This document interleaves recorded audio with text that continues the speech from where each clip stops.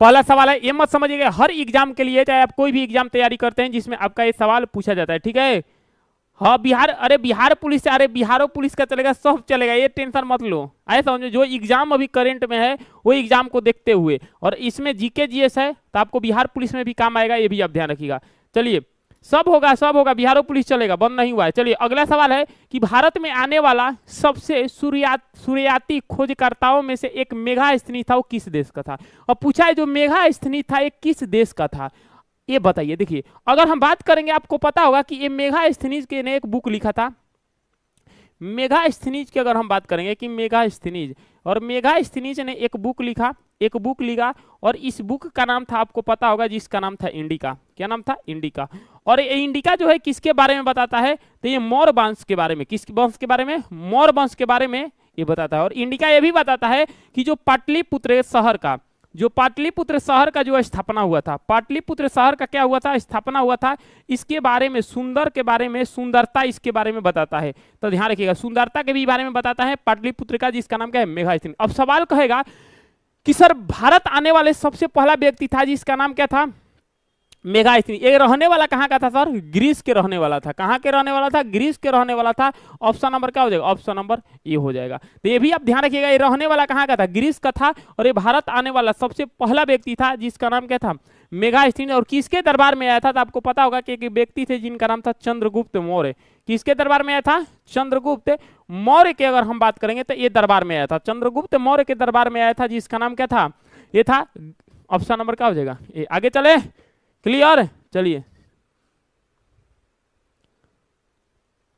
आगे चले, क्लियर है ना? तो ये भी आप ध्यान रखिएगा, सबसे पहले आया था जिसका नाम क्या था? ग्रीस से। चलिए आगे चलते हैं। अगला सवाल है ये सवाल है आरआरबी एनटीपीसी मेंस का, आरआरबी एनटीपीसी सीबीटी 2 का है। सवाल कह रहा है कि हर्षवर्धन किस वंश के संबंधी था। अब हर्षवर्धन के बारे में पूछा है कि हर्षवर्धन किस वंश से संबंधित था। आपके 4 ऑप्शन है, गुप्त वंश, मौर्य वंश, चालुक्य वंश, पुष्पभूति वंश। अगर हम बात करेंगे कि सर गुप्त वंश के बारे में, गुप्त वंश का जो स्थापना किया था, आपसे सवाल कहेगा कि गुप्त वंश का जो स्थापना किया था, ये किया था श्रीगुप्त। ये भी आपको पता होगा, श्रीगुप्त ने किया था, यानी कि इसका स्थापना किया था गुप्त वंश का श्रीगुप्त ने। और इस गुप्त वंश की अगर हम बात करेंगे कि इसके बाद श्रीगुप्त के पुत्र हुआ, इसके बाद आया जिसका नाम था घटोत्कच। क्या आया? घटोत्कच आया। तो सवाल कहेगा कि सर गुप्त वंश के संस्थापक थे जिनका नाम था श्रीगुप्त, श्रीगुप्त के बाद आया जिसका नाम था घटोत्कच, और घटोत्कच का लड़का हुआ जिसका नाम क्या था? क्या नाम था? चंद्रगुप्त प्रथम। क्या नाम था? चंद्रगुप्त प्रथम। और यही चंद्रगुप्त प्रथम को अगर हम बात करेंगे तो गुप्त वंश का, अगर हम बात करेंगे गुप्त वंश का क्या माना जाता है? वास्तविक संस्थापक माना जाता है। तो सवाल ये भी पूछ सकता है कि गुप्त वंश का रियल फाउंडर कौन है? तो ध्यान रखिएगा, ये हो जाएगा चंद्रगुप्त प्रथम हो जाएंगे। कौन हो जाएंगे? चंद्रगुप्त प्रथम। अब आगे अगर हम बात करेंगे मौर्य वंश, मौर्य वंश का जो स्थापना किए थे आपको पता होगा, जिसका नाम क्या था? चंद्रगुप्त मौर्य। किसने किए थे? चंद्रगुप्त मौर्य ने किए थे, यह भी आपको पता होगा। चलिए सर अगला सवाल, चालुक्य वंश का स्थापना किसने किया था? कौन बताएगा? चालुक्य वंश का स्थापना किया था जिसका नाम था पुलकेशिन। पुलकेशिन प्रथम। कौन किया था? पुलकेशिन प्रथम। सवाल पूछेगा कि चालुक्य वंश का स्थापना किसने किया था? पुलकेशिन प्रथम ने किया था। क्लियर है? अब सवाल है कि सर ये जो चालुक्य वंश का जो स्थापना किया था पुलकेशिन प्रथम, अगर हम बात करेंगे एक और कि इसमें सबसे शक्तिशाली राजा, इस वंश का सबसे शक्तिशाली राजा कौन था? तो इस वंश का सबसे शक्तिशाली राजा की अगर हम बात करेंगे तो ये था पुलकेशिन सेकंड। कौन था? पुलकेशिन सेकंड। ध्यान रखिएगा, सवाल कहेगा कि पुलकेशिन वंश का स्थापना किसने किया? चालुक्य वंश का स्थापना पुलकेशिन प्रथम। से चालुक्य वंश में सबसे शक्तिशाली राजा है जिसका नाम था पुलकेशिन सेकंड। अब सवाल है पुष्पभूति वंश। पुष्पभूति वंश का स्थापना खुद किया था पुष्पभूति ने, खुद किया था, जिसका नाम क्या था? पुष्पभूति ने। और इसमें से सबसे जो महान शासक आया, इस वंश में सबसे जो महान शासक आया, इसका नाम था हर्षवर्धन। क्या नाम था? हर्षवर्धन। क्या नाम था? हर्षवर्धन। अब यही पेपर में पूछा है कि हर्षवर्धन किस वंश के शासक था? पुष्पभूति वंश। क्लियर हो गया ना? तो सवाल कहेगा कि पुष्पभूति वंश के स्थापना पुष्पभूति ने किया था, लेकिन इस वंश में सबसे शक्तिशाली जो राजा आया था, इसका नाम क्या था? हर्षवर्धन। यानी कि यही सवाल है कि हर्षवर्धन किस वंश से शासक था? तो ध्यान रखिएगा, पुष्पभूति वंश। क्लियर है? आगे चले, किसी को डाउट है तो बता दीजिए मेरे को, अगर किसी को डाउट है तो आगे चले। आरआरबी एनटीपीसी सीबीटी 2 का पेपर में पूछा गया था 12/6/2022 को, शिफ्ट नंबर सेकंड में। पूरा प्रीवियस ईयर क्वेश्चन हम करा देंगे, बस केवल आप साथ चल रहिएगा। चले गए? क्लियर है ना? चलिए अगला सवाल है ये, कह रहा है कि कालिदास ने अपने कविता मेघदूत का निम्नलिखित में किस भाषा में लिखा है।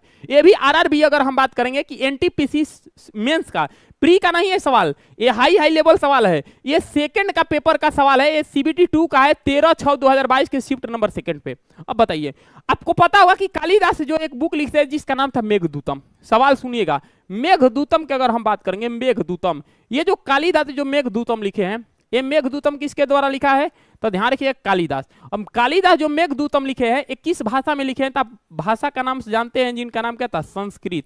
तो ये संस्कृत भाषा में लिखे हैं। ऑप्शन नंबर क्या हो जाएगा, है ऑप्शन नंबर बी। अब लेकिन एक बात और है, सवाल पूछेगा कि कालिदास के पत्नी का नाम क्या था। कौन कौन बता रहा है, बताइए, कालिदास के पत्नी का नाम क्या था, जल्दी से बताइए। और कालिदास की पत्नी का नाम बताइए और इनका कालिदास का गुरु का नाम बताइए। दो बात हम आपसे पूछ रहे हैं, कमेंट बॉक्स में बताइए कालिदास के पत्नी का नाम क्या था और कालिदास के गुरु का नाम क्या था। तब तक हम आगे बता रहे हैं। मेघदूतम, देखिए कालिदास की अगर हम बात करेंगे, कालिदास टोटल, कालिदास की अगर हम बात करेंगे, कालिदास अपने जीवन भर में केवल 7 बुक लिखे हैं। कितना बुक लिखे हैं, 7 बुक। और ये 7 बुक अगर आप याद कर लेते हैं तो आपके एग्जाम में यहां से बाहर कालिदास से जब भी सवाल पूछेगा बाहर नहीं जाएगा। तो कालिदास अभी तक 7 केवल बुक लिखे हैं और 7 बुक को लाइन में हम बता देते हैं, ध्यान से सुनिएगा। 7 की अगर हम बात करेंगे जिसमें 3 नाटक है, 3 नाटक हो जाएगा, 3 नाटक हो जाएगा, 2 महाकाव्य हो जाएगा, 2 महाकाव्य हो जाएगा, 2 महाकाव्य हो जाएगा, और 2 अगर हम बात करेंगे, 2 जो अगर हम बात करेंगे तो 2 हो जाएगा जिसका नाम क्या है, खंड काव्य। क्या हो जाएगा, खंड काव्य। तो बात करेंगे कि कालिदास अपने लाइफ में केवल 7 बुक लिखे हैं। 7 बुक में 3 गो नाटक, 2 गो महाकाव्य और 3 गो क्या खंड काव्य लिखे हैं। क्लियर है, आगे चले। चलिए अब देखो, एगो सुलक्षणी कह रहा है, अरे पगलवा, मेघदूतम अगर बात करें, कालिदास के जो पत्नी का नाम था विद्योत्तमा नाम था। क्या नाम था, विद्योदत्तमा। क्या नाम था, विद्योदत्तमा नाम था। और इनकी पत्नी ही इनके गुरु थी, ये भी आप ध्यान रखिएगा, विद्योदत्तमा।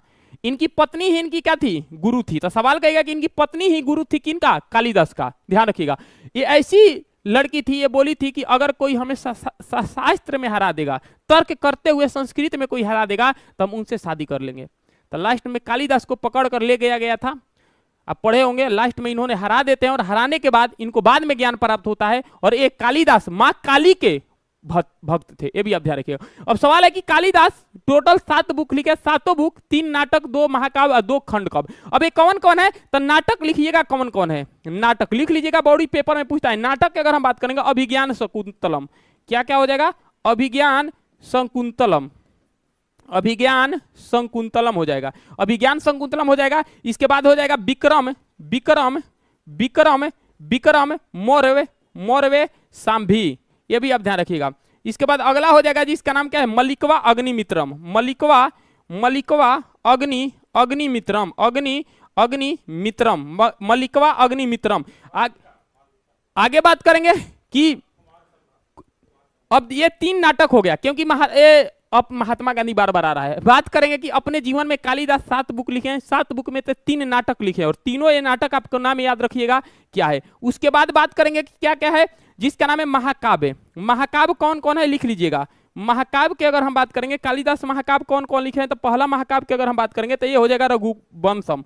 क्या हो जाएगा, रघुवंशम, ये महाकाव्य है, रघुवंशम हो जाएगा। शकुंतलम हो जाएगा, शकुंतलम हो जाएगा। और उसके बाद अगला हो जाएगा जिसका नाम क्या हो जाएगा, कुमार, ना यहाँ पे शकुंतलम ना, कुमार संभव। कौन हो जाएगा, कुमार संभव, लिख लीजिएगा। रघुवंशम और, अरे यार, रघुवंशम और कुमार संभव कौन हो जाएंगे, कुमार संभव हो जाएंगे, ध्यान रखिएगा। अब सवाल की अगर हम बात करें, खांड कब, खांड कब कितने लिखे हैं, एसी चालू कीजिए। खांड कब कितना लिखे हैं, तो ध्यान रखिएगा 3 लिखे हैं। कौन कौन लिखे हैं, तो ध्यान रखिएगा, मेघदूतम, मेघदूतम, उसके बाद ऋतु संहार, ऋतु संहार लिखे हैं, ऋतु संहार लिखे हैं। तो ये सब आपको ध्यान रखिएगा, ये बार बार आपसे पेपर में सवाल पूछा जाता है।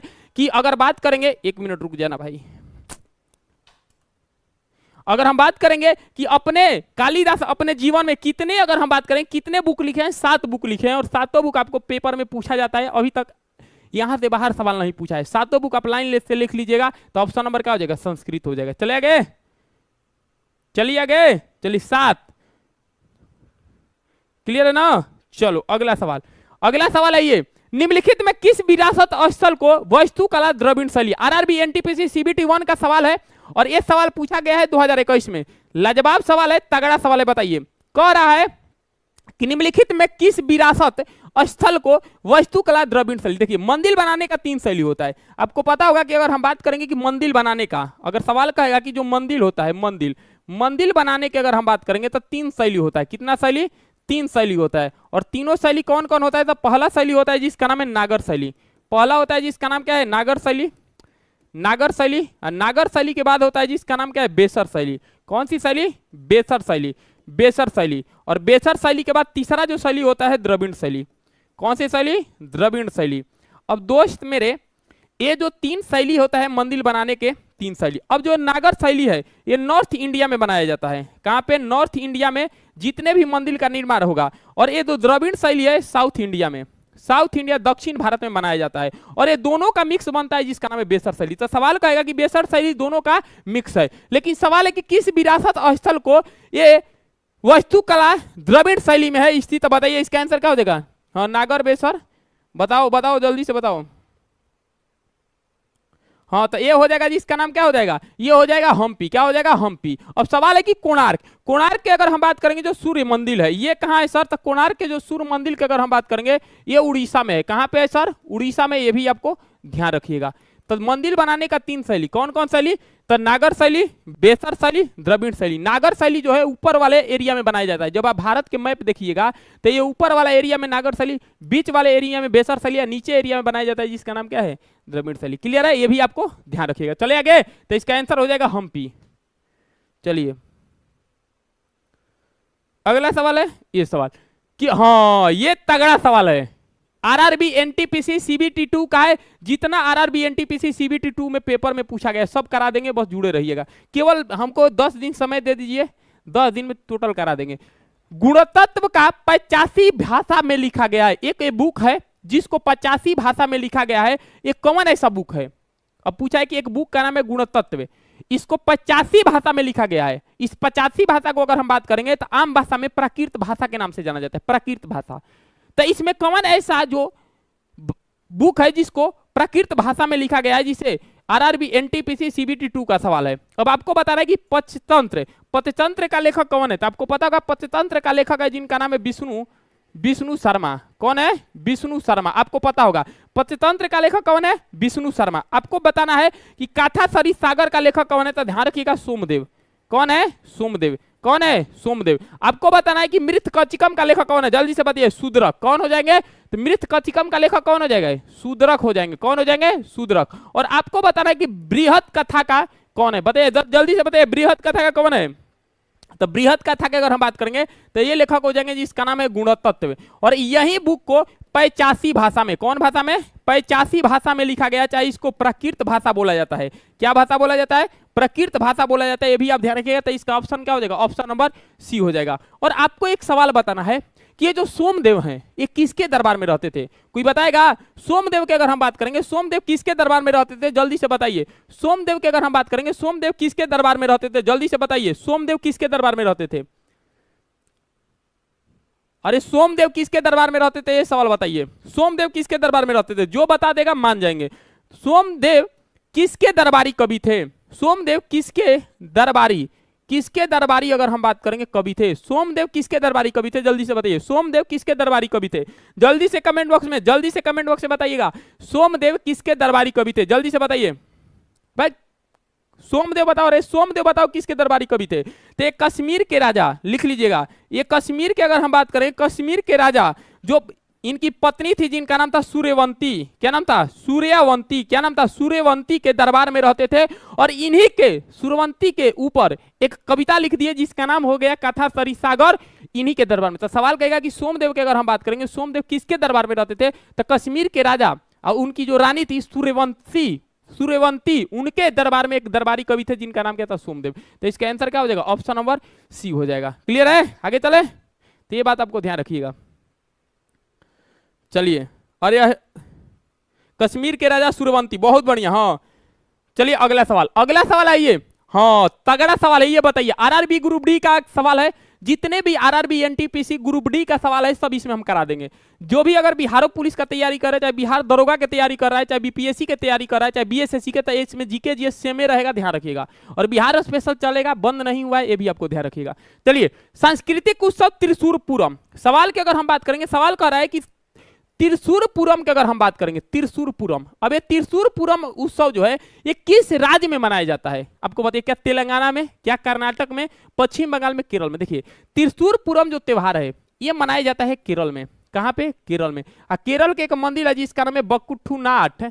कौन सा? बकुठुनाथ का मंदिर, ये भी आप ध्यान रखिएगा। और ये कब मनाया जाता है? तो ध्यान रखिएगा, जब फुल मून होता है, जब फुल मून होता है उस समय ये मनाया जाता है बकुठुनाथ के मंदिर में। इसमें हाथी का पूजा होता है। सवाल कहेगा कि इसमें किसका पूजा होता है? तो इसमें कहता है हाथियों का पूजा होता है, इसमें हाथी का पूजा होता है, ध्यान रखिएगा। और इस मंदिर, जिस मंदिर में होता है, उस मंदिर की अगर हम बात करेंगे, पूरे मंदिर में, ये पूरे मंदिर में, ये बकुठुनाथ का जो मंदिर है ये केरल में, पूरे मंदिर में ये महाभारत का चित्र अंकित है, ध्यान रखिएगा। महाभारत का चित्र क्या है? अंकित है। तो ये भी आपसे सवाल कहेगा कि निम्नलिखित में ऐसा कौन से मंदिर है जिसमें महाभारत का पूरा चित्र अंकित है, जिसका नाम है बकुठुनाथ का मंदिर, एक केरल में। कहाँ है? केरल में। और इसी में एक त्योहार मनाया जाता है, जिस त्योहार का नाम क्या है?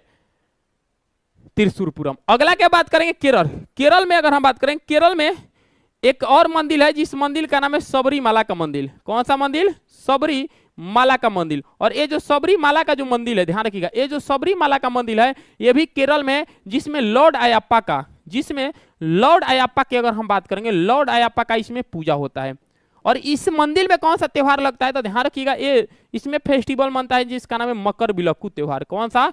मकर बिलक्कू त्योहार इसमें मनता है, ये भी आप ध्यान रखिएगा। तो ये भी सवाल कह सकता है कि मकर बिलक्कू त्योहार किसमें? सबरीमाला के मंदिर में। और बात करेंगे कि पश्चिम बंगाल में कौन सा त्योहार? तो ध्यान रखिएगा, गंगा दशहरा। पेपर में डायरेक्ट कहेगा गंगा दशहरा कहां पे? पश्चिम बंगाल। कहां पे? पश्चिम बंगाल। तो इसका आंसर क्या हो जाएगा? ऑप्शन नंबर सी हो जाएगा, केरल में ये लगता है, ध्यान रखिएगा। अब सवाल की अगर हम बात करेंगे, एक और मंदिर केरल में जिसका नाम है पद्मानाभ स्वामी मंदिर। कौन सा? पद्मानाभ स्वामी अगर हम बात करेंगे, स्वामीनाथ मंदिर, ये भगवान विष्णु का।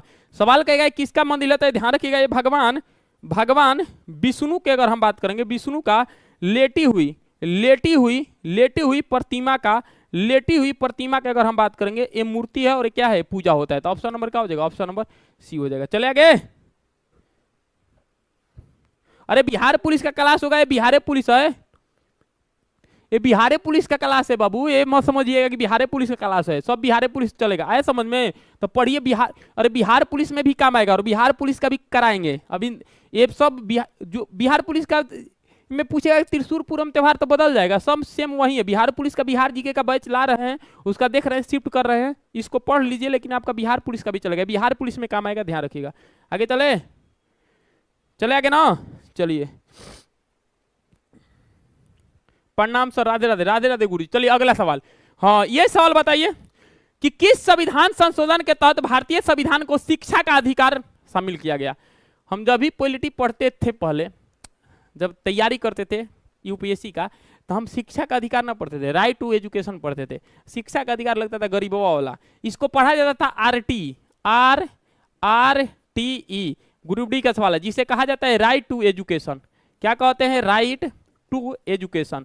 जब ये राइट टू एजुकेशन की अगर हम बात करते हैं हमारा संविधान में, ये हमारा राइट टू संविधान की अगर हम बात करेंगे, हमारा ये संविधान में जो बात करता है कि हमारे यहाँ पे जो राइट टू एजुकेशन है, 21 संविधान संशोधन के द्वारा भारतीय संविधान में शिक्षा का अधिकार शामिल किया है। शिक्षा का अधिकार कौन से संविधान संशोधन में शामिल किया गया? तो एक संशोधन हुआ जिसका नाम था 86वां संविधान संशोधन 2002, ठीक है, 2002। इसी 86वां संविधान संशोधन 2002 में ये बोला गया कि हमारे यहाँ पे 6 बरस से लेकर 14 बरस तक, कितने? 6 बरस से लेकर 14 बरस तक जितने भी बच्चे हैं इनको फ्री में शिक्षा दिया जाएगा। किस में दिया जाएगा? फ्री में शिक्षा दिया जाएगा, यानी कि ऑप्शन नंबर 86वां संविधान संशोधन, ऑप्शन नंबर क्या हो जाएगा? सी। तो सवाल है कि शिक्षा का फ्री राइट टू एजुकेशन 86वां संविधान संशोधन 2002 में किया गया, और इसमें कहा गया कि 6 बरस से लेकर 14 बरस के जो लड़के हैं इनको राइट टू एजुकेशन फ्री मिलेगा, यानी कौन नंबर का? 86वां। आगे चले। और यही शिक्षा का अगर बात करेंगे, यही शिक्षा का अधिकार मौलिक अधिकार बना दिया गया। क्या बना दिया गया? मौलिक अधिकार बना दिया गया। और बाद में इस मौलिक अधिकार को अगर हम बात करेंगे तो आर्टिकल नंबर 21 के ए में जोड़ दिया गया। सही बात है ना। तो फिर बाद में यही शिक्षा का अधिकार को, राइट टू एजुकेशन को सर मौलिक अधिकार के बाद आर्टिकल नंबर 21A में जोड़ दिया गया, जिसे कहा जाता है राइट टू एजुकेशन। क्लियर है? 21A क्लियर है? अगर आपको कभी भी संविधान संशोधन में अगर बड़ा कैपिटल ए अगर देखने को मिल जाएगा, जिससे 21 का ए, चाहे अगर मान के चलो कि 51 का ए, तो इसका मतलब ये समझ जाइएगा, इसके मतलब ये बात समझ जाइएगा कि इसको बाद में संविधान संशोधन करके जोड़ा गया। अगर आपके संविधान संशोधन के आर्टिकल में जहां भी अगर बड़ा कैपिटल ए अगर दिखने को मिल जाए कि जिसे 21 का ए, तो यानी कि बड़ा कैपिटल ए का मतलब जहां दिख जाए, तो इसका मतलब समझ जाइएगा कि इसको बाद में लाकर ब्लू प्रिंट कर चिपकाया गया है, यानी कि बाद में संविधान संशोधन कर इसको चिपकाया गया है। तो जहां भी संविधान में जिस भी आर्टिकल में अगर आपको बड़ा ए देखने को मिल गया तो समझिए कि अरे ये पहले का आर्टिकल नहीं है, इसको में बाद में कुछ ना कुछ संशोधन किया गया है। आगे चले, क्लियर है? Love you sir ji, love you too बाबू। आगे चले ना, चलिए। अच्छा, 85वां संविधान संशोधन में क्या किया गया, कोई बताएगा? 85 संविधान संशोधन में क्या किया गया? 85 संविधान संशोधन, 85वां संविधान संशोधन 2000, 85 संविधान संशोधन कौन बताएगा? 2001 में ये किया गया है 85वां संविधान संशोधन 2001 में, जो SC ST है, जो अगर हम बात करेंगे जो SC ST है, लिख लीजिएगा 85 संविधान संशोधन 2001 में जो SC ST है, इनके पद के जो पद नियुक्ति होता है, इसके बारे में बताया गया SC ST के लिए। तो ये भी आपको ध्यान रखिएगा। अगला सवाल है आपके स्क्रीन पे। अगला सवाल, किस संविधान संशोधन के तहत सिक्किम राज्य को भारतीय संघ में शामिल किया गया? RRB NTPC CBT 1 का एग्जाम में पूछा गया सवाल है कि संविधान संशोधन की अगर हम बात करेंगे, देखिए सबसे पहला बताना है कि सिक्किम को, यहाँ पे लिखा है किस संविधान संशोधन के तहत, किस संविधान संशोधन के तहत अगर हम बात करेंगे कि तहत सिक्किम को, किसको? सिक्किम को अगर हम बात करेंगे कि भारत में शामिल किया गया। बताओ इसका आंसर क्या होगा, जल्दी से बताना, गलती नहीं करना है। देखिए, एक संविधान संशोधन होता है जिसका नाम है 35वां संविधान संशोधन। कहानी सुनिएगा, एक संविधान संशोधन होता है जिस संविधान संशोधन का नाम है 35वां संविधान संशोधन 1974। इस 1974 में सिक्किम को अगर हम बात करेंगे, सिक्किम को भारत ने सहयोगी राज्य बनाया। क्या बनाया? सहयोगी राज्य। क्या बनाया? कहानी सुनिएगा, सहयोगी राज्य बनाया, सहयोगी राज्य बनाया। कौन से संविधान संशोधन के तहत? 35वां संविधान संशोधन 1974। सिक्किम बोला कि हम भारत आप में मिलना चाह रहे हैं, तो बोला कि ठीक है, इंदिरा गांधी थी, आइए मिल जाइए। तो बोला कि हम पहले एक बार आपको भारत में घूमना चाहते हैं, तब उसके बाद हम मिलना चाह रहे हैं। तो बोला कि ठीक है, आप आइए एक बार घूम लीजिए, अगर आपका पसंद होगा तो मिलिएगा, न पसंद होगा तो न मिलिएगा। जिसे आप कपड़ा के दुकान पर जाते हैं तो बोलते हैं कि हमको टी-शर्ट दिखाइए, जींस दिखाइए, तो आपका पसंद होता है तो लेते हैं, न पसंद होता है तो दूसरे दुकान पे चल जाते हैं। तो वहीं जब सिक्किम को अगर हम बात करेंगे, सिक्किम जब 1974 में आया, तो 1974 में सिक्किम जो है भारत को सहयोगी राज्य बनाया। जब सहयोगी राज्य बनकर कब सिक्किम को पसंद आ गया, तब भारत ने एक जनमत संग्रह कराया। ध्यान से सुनिएगा, भारत ने एक पूरे भारत में जनमत संग्रह कराया गया। ये कोई नहीं बताता है, हम बताते हैं, सुनो। ये भारत में जनमत संग्रह कराया गया और बोला गया, भारत में जनमत संग्रह कराया गया, और एक कराने वाली थी जिनका नाम क्या था? इंदिरा गांधी। कौन थी? इंदिरा गांधी। और बोला गया क्या कि 2/3, यानी कि 2/3 जो तिहाई है, इसमें बहुत लोग चाहते थे कि भारत को सिक्किम में मिला दिया जाए। फिर इसके बाद एक संविधान संशोधन हुआ, जिस संविधान संशोधन का नाम है 36वां संविधान संशोधन 1975। और इसी 36वां संविधान संशोधन 1975 के तहत सिक्किम को अगर हम बात करेंगे कि सिक्किम को भारत में मिला लिया गया, और सिक्किम 22वां राज्य बना।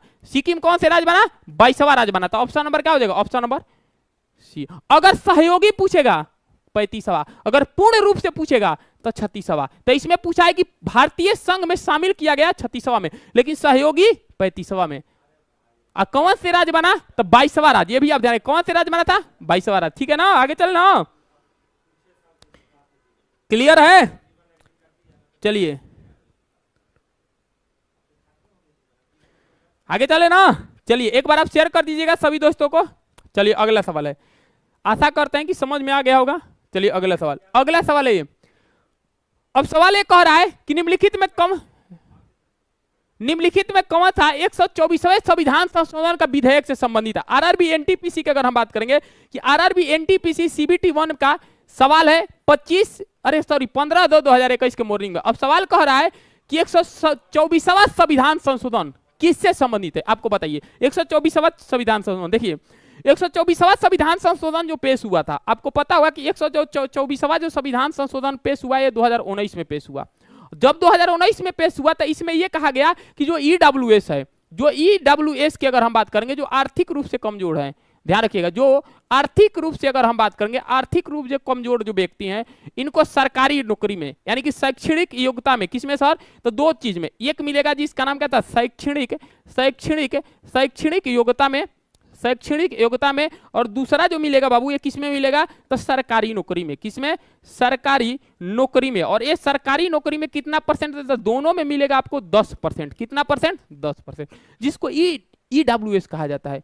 तो ऑप्शन कह रहा है कि 124वां जो संविधान संशोधन है किस में आता है, तो समान जो श्रेणी के लोग हैं इनको 10% का आरक्षण दिया गया। और ये डेट आपको याद रखिएगा 2019 में पास हुआ, 2019 में पास हुआ, जिसमें शैक्षणिक योग्यता और सरकारी नौकरी में शामिल करने के लिए किया गया। और बाद में अगर बात करेंगे तो 10%, क्लियर है। और बात करेंगे कि जो शैक्षणिक योग्यता है इसको आर्टिकल नंबर 15 में जोड़ा गया, इसको आर्टिकल नंबर 15 में, और सरकारी नौकरी को आर्टिकल नंबर 16 में जोड़ा गया। ये भी आपको ध्यान रखिएगा, ये भी कभी काल आपसे पेपर में पूछ देता है कि जो 124वां जो संविधान संशोधन 2019 में आया ईडब्ल्यूएस को लेकर, तो कहेगा कि इसमें 10% का आरक्षण दिया गया। और शैक्षणिक योग्यता को कौन से आर्टिकल में जोड़ा गया, 15 आर्टिकल में, और सरकारी नौकरी को किस में जोड़ा गया, आर्टिकल नंबर 16 में। 10% के लिए 2019 में ऑप्शन नंबर डी, क्लियर है ना। चले आगे चले, डाउट किसी को, चलिए तो पूरा लिख लीजिएगा, आर्टिकल नंबर 15 और 16। चलिए अगला सवाल, ये सवाल बताइए। अब देखो आया जबरदस्त सवाल, कह रहा है कि निम्नलिखित में कौन सा नागालैंड में आगमी जनजाति के लोगों के बीच एक प्रसिद्ध त्योहार है, बताइए। ये बबुआ ग्रुप डीओ के सवाल एनटीपीसी से तगड़ा है। कहा गया है ना कि रेलवे में ग्रुप डी को और एसएससी में एमटीएस को हल्का मत समझना, तोता खत्म कर देता है, बोलती बंद कर देता है, ऐसा ऐसा सवाल होता है। तो बताइए निम्नलिखित में कौन सा नागालैंड में आगमी जनजाति, देखिए नागालैंड की अगर हम बात करेंगे, नागालैंड, इन नागालैंड में कौन ऐसे त्योहार है जो आगमी जनजाति के द्वारा मनाया जाता है। 4 ऑप्शन है, बैरामुंडी, कंबाला, तुला संक्रांति, सिक्किम। बताओ इसका आंसर क्या होगा, जल्दी से आंसर बताओ। Option number A sir EWS 103 था ना बाबू, 104 था, कौन सा संशोधन ना, कहां बताए 103, और 124वां ये संविधान संशोधन है, बिल था 103, क्लियर है ना, बिल था, बिल ये संशोधन था। चलिए आपको बताना है कौन सा नागालैंड के आगमी जनजाति के लोगों के बीच एक प्रसिद्ध त्योहार था, बैरामुंडी, सिक्किम, बताइए। चलिए देखिए, अरे गुरुजी 104 वो बिल था, अरे पगलावा मेरा, अरे गुरुजी यहाँ पे संविधान संशोधन कह रहा है, बिल ना पूछा है, बिल पूछता था 103 होता। आप लोग क्वेश्चन नहीं पढ़ते हो, बिल पूछता था 103 था और संविधान संशोधन 124वां था, ये विधेयक से क्या है आप लोग भी सर। चलो आओ अगला सवाल पढ़िए, देखिए ये जो नागालैंड की अगर हम बात करेंगे, नागालैंड की अगर हम बात करेंगे, नागालैंड में, तो नागालैंड में जो त्योहार मनाया जाता है, एक यहाँ पे जनजाति पाई जाती है, जिस जनजाति का नाम है आगमी जनजाति। कौन सी जनजाति, आगमी जनजाति। और ये जो आगमी जनजाति की अगर हम बात करेंगे गुरुजी, तो ये जो आगमी जनजाति है एक त्योहार मनाती है, जिस त्योहार का नाम है सेकरेनी त्योहार। कौन से त्योहार, सेकरेनी, ये सवाल पूछता है, कौन सा त्योहार, सेकरेनी त्योहार। और ये जो सेकरेनी त्योहार है किसके द्वारा, आगमी जनजाति के द्वारा मनाया जाता है, और ये जो मनाया जाता है कहां पे, नागालैंड में मनाया जाता है। तो ऑप्शन नंबर क्या हो जाएगा, ऑप्शन नंबर सी हो जाएगा। आगे है कंबाला, कंबाला जो है कर्नाटक में मनाया जाता है। और ये ध्यान रखिएगा कर्नाटक में कीचड़ में, कर्नाटक में कीचड़ में भैंसों का दौड़ होता है। किसका दौड़ होता है, भैंसों का दौड़ होता है, ध्यान रखिएगा। अब सवाल है सर, एक सवाल और पूछेगा कि नागालैंड में एक और त्योहार मनाया जाता है जो बहुत बार पेपर में पूछता है, जिसका नाम है सर हॉर्नबिल। लिख लीजिएगा, कौन सा त्योहार, हॉर्नबिल। ये हॉर्नबिल जो त्योहार है ये पूरी तरीके से दिसंबर के मंथ में मनाया जाता है। और कितने तारीख से मनाया जाता है, तो ध्यान रखिएगा 1 दिसंबर से लेकर 10 दिसंबर तक मनाया जाता है। तो ये दिसंबर में चलने वाला हॉर्नबिल फेस्टिवल नागालैंड का है, ध्यान रखिएगा। तो हॉर्नबिल फेस्टिवल कहाँ का है सर, तो हॉर्नबिल फेस्टिवल बात करेंगे तो ये हो जाएगा नागालैंड का। और सवाल कहेगा इसके चौथे दिन कौन सी जनजाति भाग लेती है, 10 दिन तक चलने वाला फेस्टिवल है। कितने दिन तक, 10 दिन तक चलने वाले। और इसके चौथे दिन कौन सी जनजाति इसमें भाग लेती है, कोरबी जनजाति। कौन सी जनजाति, कोरबी जनजाति। तो ये भी सवाल कह देगा कि हॉर्नबिल जो फेस्टिवल है सर कहाँ पे मनाया जाता है, नागालैंड में। कितने दिन तक चलता है, 10 दिन। लेकिन इसके चौथे दिन इसमें एक स्पेशल जनजाति भाग लेती है जिसका नाम था कोरबी जनजाति। तो ये भी पूछ देगा कि कोरबी जनजाति ऐसे कौन से अगर हम बात करेंगे कि चौथे दिन भाग लेता है, तो इसमें ध्यान रखिएगा। आगे चला जाए ना, किसी को डाउट है? चलिए, कोरबी जनजाति,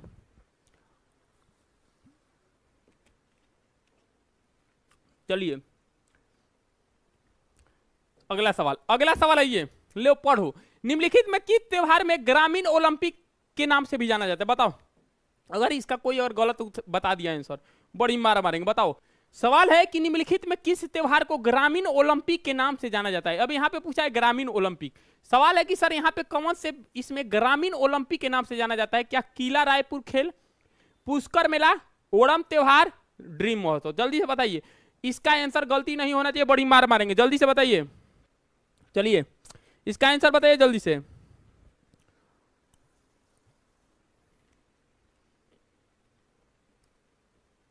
जल्दी से बताना है, बताइए।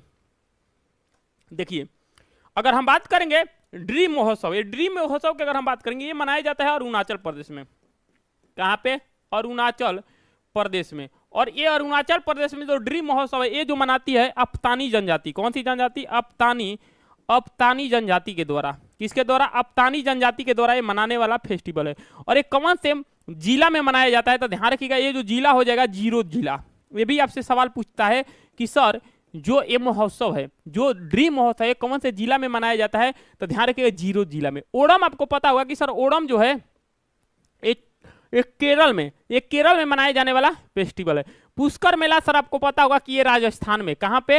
ये राजस्थान में मनाया जाने वाला फेस्टिवल है। और किला रायपुर खेल के महोत्सव की अगर हम बात करेंगे तो यही जो हो जाएगा ये ओलंपिक त्योहार हो जाएगा, जो गांव के अगर हम बात करेंगे राजस्थान के आसपास एरिया में मनाया जाता है। ऑप्शन नंबर क्या हो जाएगा? ये। अब पूछेगा सर ओलंपिक, सवाल कहेगा कि सर ओलंपिक को अगर हम बात करेंगे, ओलंपिक की पहली महिला अध्यक्ष कौन है अभी वर्तमान में? पहली महिला जो अभी अध्यक्ष बनी है, लिख लीजिएगा, सवाल पूछेगा। पहली महिला अध्यक्ष बनी है जिसका नाम है क्रिस्टी। क्या नाम है? क्रिस्टी है, ध्यान रखिएगा। तो सवाल डायरेक्ट कहेगा कि ओलंपिक की अगर हम बात करेंगे कि पहली महिला कौन है, तो ध्यान, ओलंपिक का स्थापना 1894 में हुआ था। ध्यान रखिएगा, 1894 में ओलंपिक का स्थापना किया गया था। क्लियर है? करनी नहीं आती, क्या लिखे थे? चाहते हैं खोने से भी डरते हैं। देखो ऊपर चला गया, एक शायरी किसी ने लिखा था, एक बार फिर से लिखिए, बोल देते हैं। क्लियर है? ग्रुप डी में इतना डीप, अरे इतना देख लो कितना तगड़ा पूछा। अभी जुड़े रहिएगा ना, कितना गर्दा सवाल पूछा है, अभी हवा तक नहीं लगेगा, अब जुड़े रहिएगा लास्ट तक। ले बताओ, ये अगला है सिंधु दर्शन उत्सव किस भारत के किस भाग में मनाया जाता है? बताओ, आरआरबी ग्रुप डी का सवाल है, बताओ ये सवाल बताओ मेरे को, पूरा सवाल हम बता देंगे। बताओ इसका आंसर बताओ क्या होगा, जल्दी से बताइए। चलिए फर्स्ट ओलंपिक, हाँ चलिए बताइए। कह रहा है कि सिंधु दर्शन त्योहार के, अरे सॉरी, सिंधु दर्शन अगर हम बात करेंगे महोत्सव भारत के किस भाग में मनाया जाता है? देखिए, अगर हम बात करेंगे लद्दाख में कौन कौन फेस्टिवल मनाया जाता है? जल्दी से लिखिएगा। पहला हो जाएगा जिसका नाम है हेमिस। कौन हो जाएगा? हेमिस हो जाएगा, लिख लीजिएगा, चाहे स्क्रीनशॉट ले लीजिएगा। हेमिस हो जाएगा। उसके बाद अगला हो जाएगा जिसका नाम क्या हो जाएगा? लोसर। क्या हो जाएगा? लोसर हो जाएगा। लोसर के बाद हो जाएगा जिसका नाम क्या है? सिंधु दर्शन। क्या हो जाएगा? सिंधु दर्शन हो जाएगा। ये सब कहां पे मनाया जाता है? ये मनाया जाता है लद्दाख में। कहां पे? लद्दाख में। क्लियर है? उसके बाद एक मनाया जाता है अष्टोक गुरु। क्या नाम है? अष्टोक गुरु। तो ये जितने महोत्सव हम यहाँ पे बताए हैं, हेमिस हो गया, लोसर हो गया, सिंधु दर्शन हो गया, अष्टोक गुरु हो गया, ये सब के सब कहाँ मनाया जाता है? ये मनाया जाता है लद्दाख में। कहाँ? लद्दाख में। तो पूछा है सिंधु दर्शन, तो सिंधु दर्शन कहाँ हो जाएगा? ये हो जाएगा लद्दाख में। कहाँ? लद्दाख में। संगीता कुमारी, करनी नहीं आती है मोहब्बत फिर भी करते हो, पाना भी नहीं चाहते और खोने से भी डरते हो। बाप रे बाप, लगा है आपको भी कहीं ना कहीं आपको प्यार में धोखा मिला है, तब इतने डीप में पूरी तरीके से गहराई में शायरी भेज रही हैं कि करनी नहीं आती है मोहब्बत, करनी नहीं आती है मोहब्बत, फिर करनी नहीं आती है मोहब्बत फिर भी करते हो, और पाना भी चाहते हो और खोने से भी डरते हो। मतलब आपको भी लगता है संगीता जी कहीं ना कहीं प्यार में धोखा मिला है, इसीलिए इतना दर्दनाक शायरी भेजे हैं कि करनी नहीं आती है मोहब्बत फिर भी करते हो, करनी नहीं आती है मोहब्बत फिर भी करते हो, और पाना भी चाहते हो और खोने से भी डरते हो। क्या बात है सर। चलिए तो मोहब्बत अगला है, बताइए पंजाब के अगर हम बात करेंगे, चले कोई बात नहीं, होता रहता है, प्यार मोहब्बत जिंदगी है। चलिए यहाँ पे अगर हम बात करें सिक्किम में, तो सिक्किम में एक फेस्टिवल मनाया जाता है जिसका नाम है लोसांग फेस्टिवल। कौन सा? लोसांग। लोसांग के बाद अगर बात करेंगे तो ये हो जाएगा सागा दावा। कौन सा दावा? सागा दावा। कौन सा दवा? सागा दवा। यहाँ सिक्किम का कुछ फेस्टिवल लिख लेते हैं, लिख लीजिएगा, पेपर में आपसे बार बार पूछेगा कि सिक्किम का फेस्टिवल कौन कौन है। तो सबसे पहले हो जाएगा जिसका नाम है बुमचू फेस्टिवल। कौन से? बुमचू। बुमचू फेस्टिवल कौन से? बुमचू में एगो पाइटो आता है, वो मत समझ लीजिएगा, बुमचू फेस्टिवल। इसके बाद फांग लोहोबसोल। कौन है? फांग लोहोबसोल। कौन सा है? लोहोबसोल। ये भी कहाँ का फेस्टिवल है? सिक्किम का है। इसके बाद अगला है राखे भूत। कौन है? राखे भूत। कौन है? राखे भूत है। तो ये जितने फेस्टिवल है ये सब सिक्किम का है। अगला है पंजाब। पंजाब में अगर बात करेंगे सबसे पहले होता है होला मोहल्ला। ये पेपर में बहुत बार पूछा है, होला मोहल्ला कहाँ का फेस्टिवल है? पंजाब। इसके बाद अगला है जिसका नाम है गुरु पर्व। अगला है जिसका नाम है गुरु पर्व। और अगला पंजाब में जो फेस्टिवल मनाया जाता है ये मनाया जाता है लोहड़ी। क्या मनाते हैं? लोहड़ी। तो ये जितने फेस्टिवल है लिख लीजिएगा, कहीं ना कहीं सवाल में पूछा जाता है। और सिक्किम का सबसे तगड़ा सवाल पूछता है सागा दावा, लोसुंग, बुमचुम, फांग लोहोबसोल, राखे भूत। ये सब का सब कहाँ का है? सिक्किम का है। कहाँ का है? सिक्किम का। सरकारी प्रधान नहीं दीजिए हैं? सरकारी क्या लिखे हैं? धोखा नहीं सर जी, खोखा मिला है। अरे बाप रे बाप। आगे चले। प्यार का बुक कौन है सर? प्यार का बुक तो बहुत है। आगे चले, क्लियर है? चलिए, तो इसका आंसर क्या हो जाएगा? लद्दाख हो जाएगा। ध्यान रखिएगा, पेपर में पूछा है कि सिंधु दर्शन ग्रुप डी का सवाल है। चलिए अगला सवाल।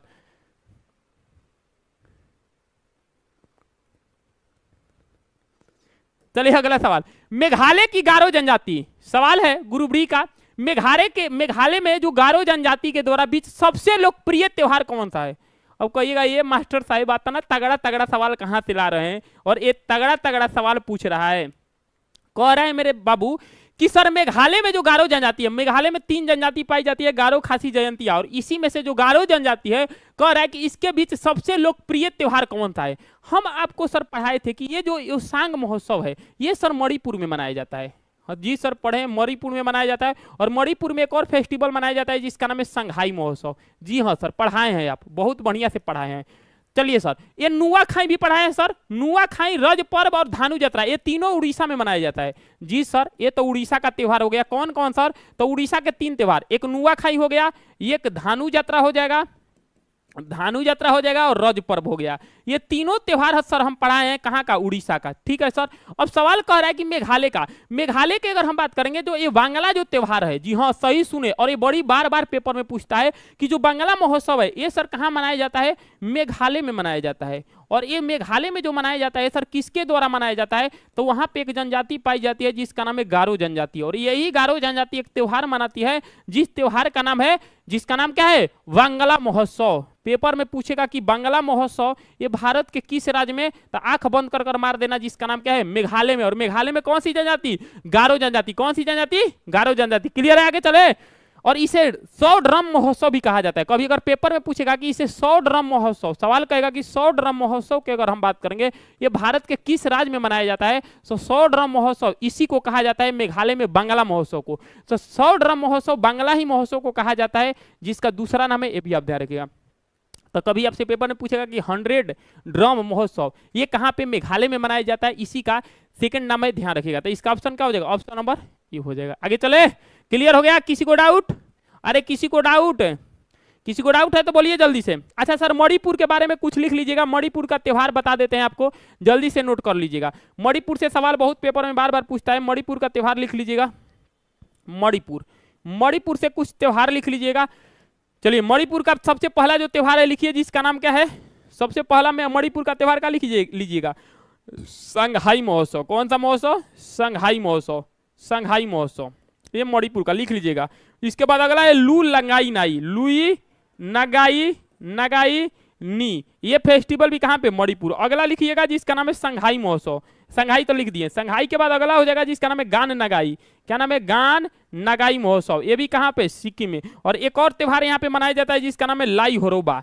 क्या है? लाई होरोबा। ये जितना त्योहार लिखे हैं लिख लीजिएगा, कहीं ना कहीं आपसे पेपर में पूछा जाता है और बार बार पूछा जाता है, ध्यान रखिएगा। ये कहाँ का है? मणिपुर का। कहाँ का है? मणिपुर का। क्लियर है? मणिपुर का कौन कौन त्योहार? संघाई महोत्सव, लुई नगाई नी, गान नगाई, लाई होरोबा, ये सब मणिपुर का। अच्छा सर, मेघालय का कौन कौन त्योहार है बता दीजिए।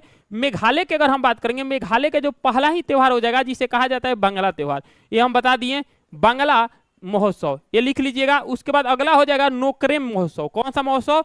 नोकरेम नोकरेम नोकरेम महोत्सव। ये नोकरेम भी महोत्सव कहाँ पे मनाया जाता है? तो ये मनाया जाता है कहाँ पे? मेघालय में। कहाँ पे? मेघालय में। नोकरम हो गया, बांग्ला महोत्सव हो गया, कहाँ पे? मेघालय में मनाया जाता है, ध्यान रखिएगा। और एक है बेहुदीन खालूम, क्या नाम है? एक और यहाँ पे मनाया जाता है जिसका नाम है बेहुदीन खुलम। क्या नाम है? खुलम। ये भी आप ध्यान रखिएगा। ये भी कहाँ पे? खुलम चाहे खलम कहा जाता है, ये भी आप ध्यान रखिएगा। कहाँ पे मनाया जाता है? मेघालय में। तो मेघालय में कौन कौन? बांग्ला याद रखिएगा, नोकरे में याद रखिएगा, और बेउदिन खुलम याद रखिएगा। और मणिपुर में संघाई महोत्सव, लुई लंगाई नाई, गान नगाई और लाई हरोबा। ये लाई हरोबा बहुत बार पेपर में पूछता है, ध्यान रखिएगा। ये मणिपुर में।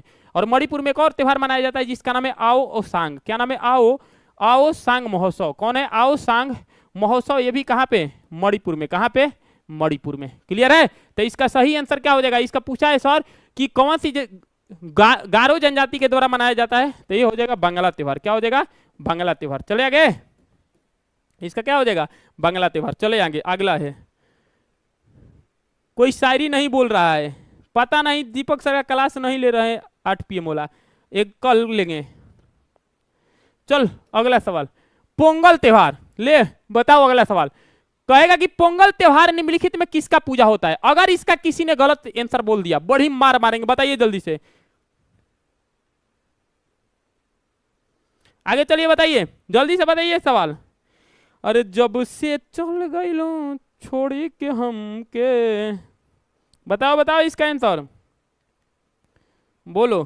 कह रहा है कि पोंगल त्योहार की अगर हम बात करेंगे, अच्छा सबसे पहले आपको बताना है कि जो पोंगल त्योहार है, ये जो पोंगल है, ये अगर हम बात करेंगे, जो पोंगल की अगर हम बात करेंगे, जो पोंगल है, ये पोंगल फेस्टिवल कहाँ पे आता है? तो पोंगल फेस्टिवल की अगर हम बात करेंगे केरल में। और इस पोंगल फेस्टिवल में किसका पूजा किया जाता है? तो इसमें पूजा किया जाता है भगवान सूर्य का। किसका? भगवान सूर्य का पूजा किया जाता है। ऑप्शन नंबर कहीं है? ऑप्शन नंबर क्या हो जाएगा? Option number D. तो सवाल कहेगा कि जो पोंगल है, ये पोंगल फसल कटाई के दौरान किया जाता है, और इसमें ध्यान रखिएगा कि भगवान सूर्य का पूजा किया जाता है। क्यों? क्योंकि फसल हमारा अच्छा हो। क्लियर है? तो ये भी आप ध्यान रखिएगा। तो ऑप्शन क्या हो जाएगा? ऑप्शन नंबर हो जाएगा जिसका नाम क्या है?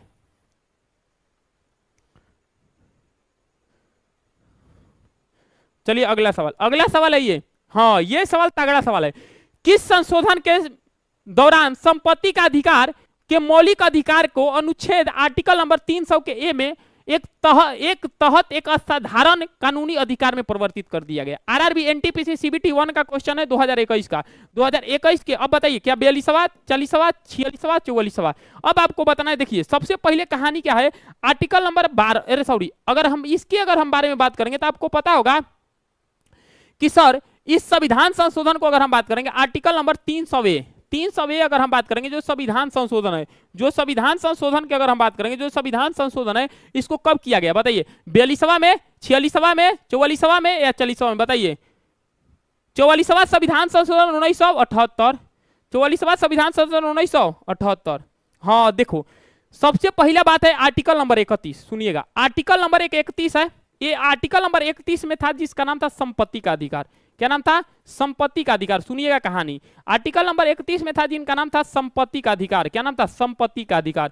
और ये था फंडामेंटल राइट, यानी कि मौलिक अधिकार। जो मौलिक अधिकार की अगर हम बात करेंगे तो यानी कि हमारा कोई जमीन अगर सरकार के अंतर्गत आता था तो वो लोग सुप्रीम कोर्ट में केस करने पहुंच जाते थे, क्योंकि तुम हमारा फंडामेंटल राइट छीन रहे हो। तब ये आर्टिकल नंबर 31 से उठाकर एक संविधान संशोधन किया गया, 44वां संविधान संशोधन 1978, और यहां से शिफ्ट कर दिया गया आर्टिकल नंबर 300 के ए में।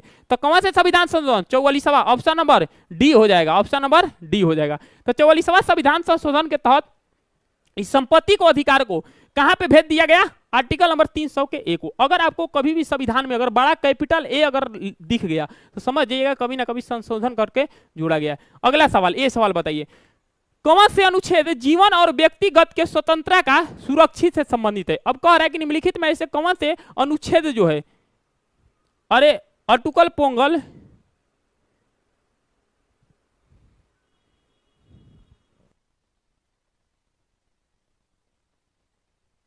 चलिए सवाल है कि कौन सा अनुच्छेद की अगर हम बात करेंगे,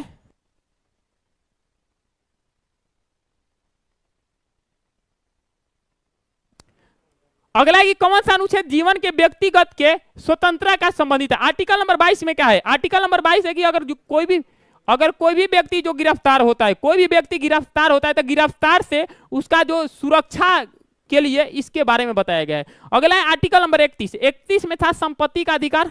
संपत्ति का अधिकार इसको छीनकर आर्टिकल नंबर 300 के ए में जोड़ दिया गया, ये भी आपको पता होगा।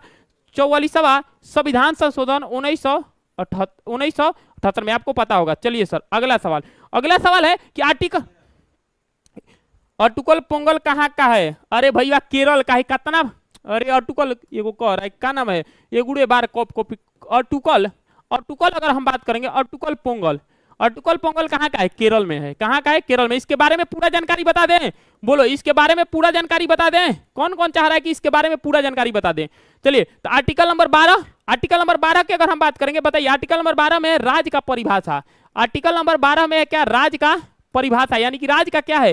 राज्य के परिभाषा है। राज्य के क्या है? राज्य के परिभाषा है। और इसमें है स्वतंत्र होता है, जीवन का स्वतंत्र। ऑप्शन नंबर क्या हो जाएगा? 21। ऑप्शन नंबर सी 21। क्लियर है?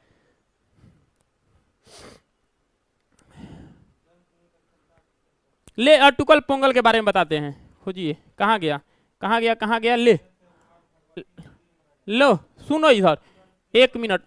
अटुकल पोंगल लो।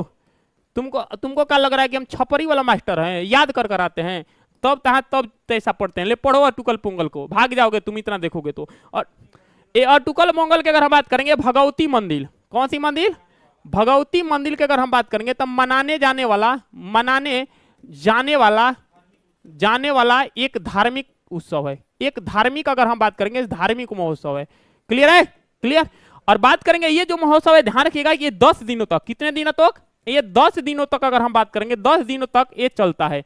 सवाल कहेगा लो लिख लो, कभी से कब कट कॉपी पेस्ट कर रहे थे।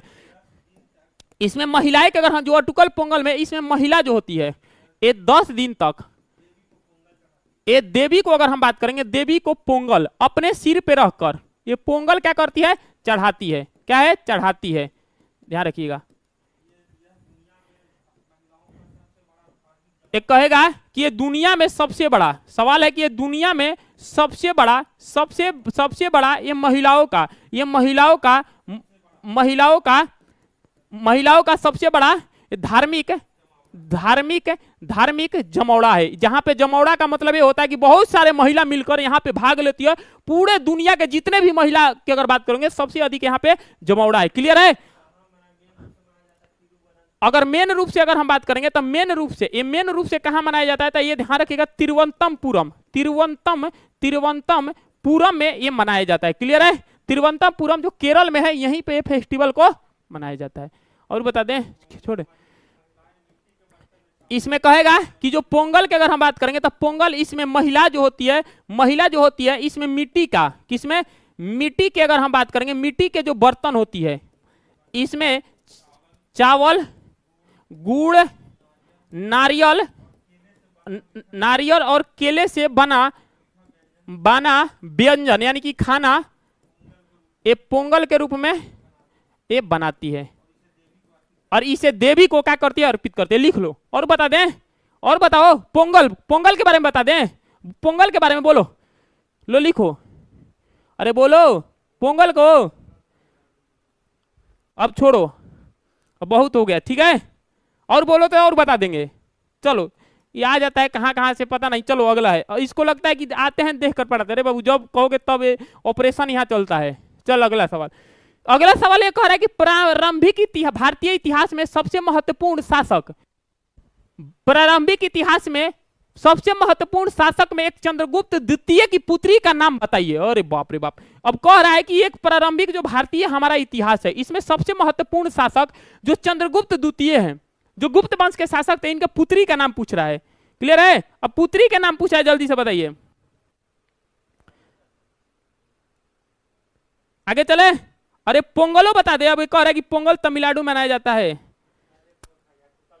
अरे वो अटुकल पोंगल, ये पोंगल ना अटुकल पोंगल है का? रे पगल भाई, ये अटुकल पोंगल है, पोंगल ना है। चलिए सबसे महत्वपूर्ण अगर हम बात करेंगे प्रारंभिक इतिहास में सबसे महत्वपूर्ण, तो ये हो जाएगा जिसका नाम है प्रभावती देवी। क्या नाम है? ये हो जाएगा जिनका नाम क्या है? प्रभावती देवी। क्या हो जाएगी? प्रभावती देवी। ये जो प्रभावती देवी हो, यही अगर हम बात करेंगे है। और प्रभावती देवी के बारे में जानकारी, ये इनके बारे में जानकारी की अगर हम बात करेंगे कि पूना के जो त्रामपात्र जो अभिलेख है, यहां से पता चलता है। सवाल कहेगा कि सर बताइए, सवाल की अगर हम बात करेंगे कि जो प्रभावती गुप्त है, ये गुप्ता यानी कि गुप्त वंश की अगर हम बात करेंगे, ये गुप्त वंश के शासिका थी, और चंद्रगुप्त की अगर हम बात करेंगे द्वितीय की लड़की थी। और इनके बारे में जो जानकारी है ये कहां से मिलता है, तो ये पूना ताम्रपात्र अभिलेख से मिलता है। अब सवाल कहेगा कि पूना ताम्रपात्र अभिलेख से प्रभावती गुप्त के, और इनकी जो शादी हुई थी, कहा जाता है कि इनकी जो शादी हुई थी वाकाटक वंश के, सवाल है कि इसकी शादी जो हुई थी वाकाटक वंश के शासक यानी कि राजा से हुआ था, जिस राजा का नाम था रुद्रसेन। क्या नाम था, रुद्रसेन था, ये भी आप ध्यान रखिए, क्या नाम था, रुद्रसेन। तो सवाल कहेगा कि प्रभावती गुप्त की अगर हम बात करेंगे तो इनका शादी वाकाटक वंश के राजा से हुआ था जिसका नाम था रुद्रसेन, और ये प्रभावती देवी ये चंद्रगुप्त द्वितीय की क्या थी, लड़की थी। और इसके बारे में पूरा जानकारी कौन से अभिलेख से मिलता है, पूना के ताम्रपात्र अभिलेख से, ये भी आप ध्यान रखिएगा। अब एक सवाल और बताइए, एक सवाल कौन बताएगा कि वाकाटक वंश के संस्थापक कौन था, जल्दी से बताइए। वाकाटक अगर हम बात करेंगे, बताइए वाकाटक वंश, सवाल है कि अरे चल रहे, वाकाटक वंश की अगर हम बात करेंगे कि वाकाटक वंश के संस्थापक कौन था, जल्दी से बताइए कमेंट बॉक्स में। वाकाटक वंश के संस्थापक कौन था, फाउंडर ऑफ द वाकाटक वंश, जल्दी से कमेंट बॉक्स में बताइए। चलिए बताइए, क्लियर, बताइए वाकाटक वंश के संस्थापक कौन था। चल, इस वंश का संस्थापक था जिसका नाम था विंध्य शक्ति। क्या नाम था, विंध्य शक्ति था। क्या नाम था, विंध्य शक्ति। क्या नाम था, विंध्य शक्ति। और इसका राजधानी बता दो, इसका राजधानी बता दो, बता देंगे। अगर इसका जिसने राजधानी बता दिया कि वाकाटक वंश का राजधानी कहाँ है, मान जाएंगे। वाकाटक वंश की राजधानी कहाँ है, जल्दी से बताइए। नहीं पता, अरे बाबू नहीं पढ़ाई का रे। चलिए, इनकी राजधानी थी नंदी वर्मन। क्या नाम था, इनकी राजधानी की अगर हम बात करेंगे तो इनका राजधानी था ये नंदी वर्मन था। और वर्तमान में ये जो नंदी वर्मन है, ध्यान रखिएगा, ये नागपुर के पास है। कहाँ है, नागपुर के पास, जो महाराष्ट्र में। कहाँ है, महाराष्ट्र में।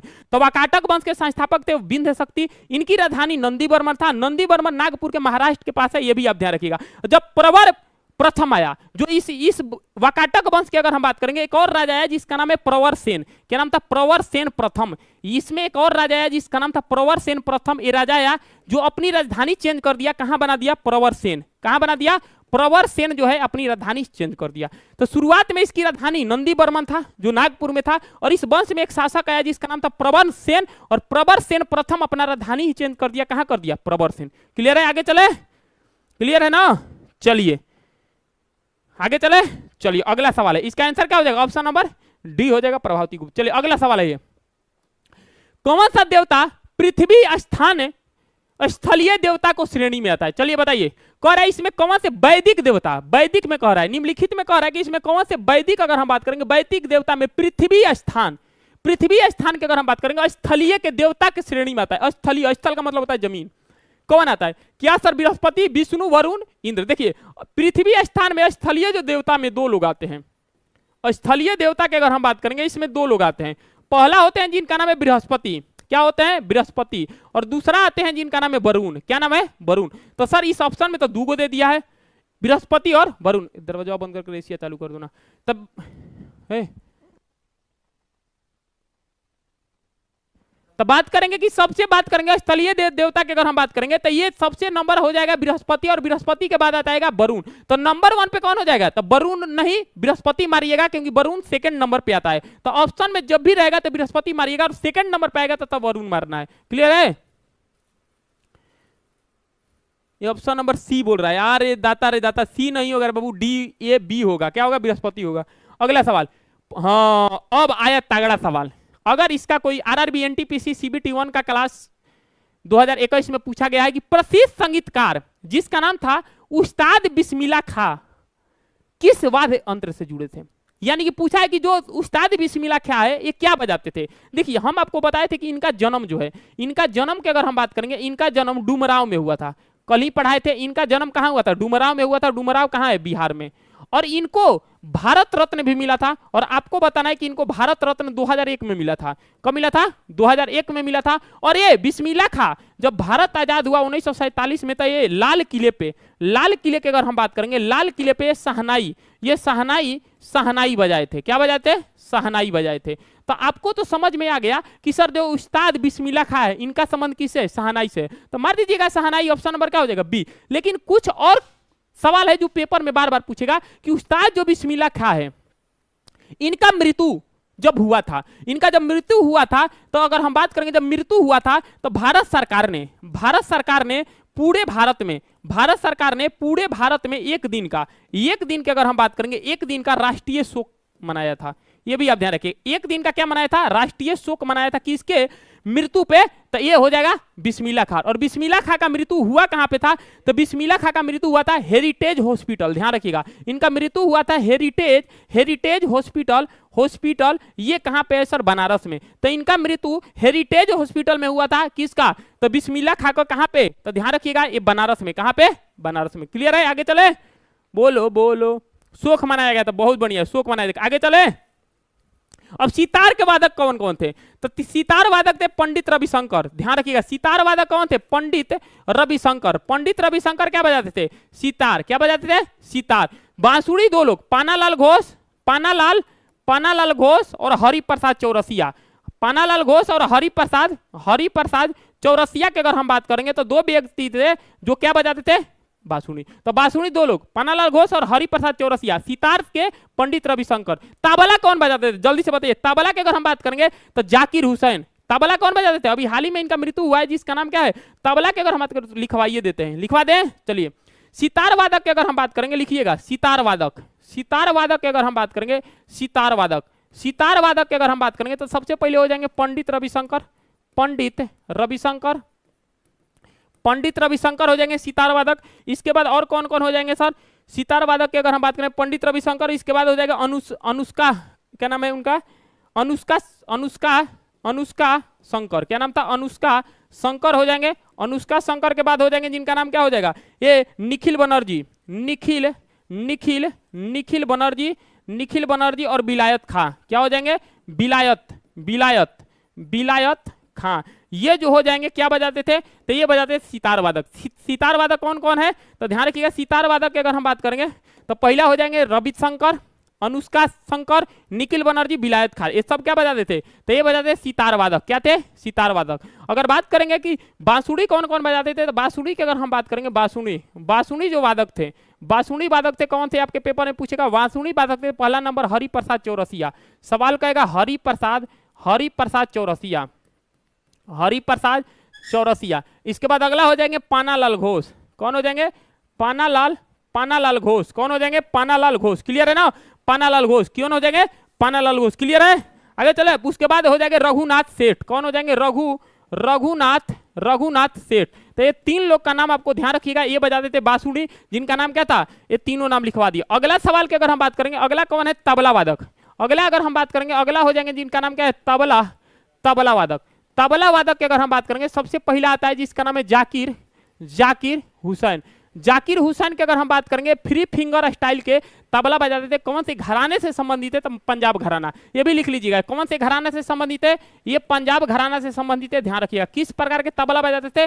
Free finger. कौन से? फ्री फिंगर टाइप की अगर हम बात करेंगे, ये तबला बजाते थे। अगला तबला वादक की अगर हम बात करेंगे, अगला तबला वादक कौन थे? तो उस्ताद आला रखा खां। क्या हो जाएंगे? उस्ताद आला रखा खां। क्या हो जाएगा? आला रखा खां हो जाएंगे, जो तबला वादक थे। इसके बाद अगला हो जाएगा पंडित किशन महाराज। क्या हो जाएंगे? पंडित अगर हम बात करेंगे पंडित किशन महाराज की अगर हम बात करेंगे, पंडित किशन महाराज कौन हो जाएंगे? पंडित किशन महाराज मारा है यार, पंडित किशन महाराज। तो तबला वादक जाकिर हुसैन, पंजाब घराना से फ्री फिंगर स्टाइल उस्ताद आला रखा खां और पंडित किशन महाराज, ये सब क्या बजाते थे? तबला बजाते थे। बांसुरी हरिप्रसाद चौरसिया, पानालाल घोष, रघुनाथ सेठ। और सवाल है कि सितार वादक थे पंडित रविशंकर, अनुष्का शंकर, उसके बाद निखिल बनर्जी और विलायत खां। ये कहीं ना कहीं आपसे सवाल पेपर में बार बार पूछेगा, लिख लीजिएगा। चले आगे। क्लियर? चलिए, बस करो, अब बच्चे के जान लोगे का?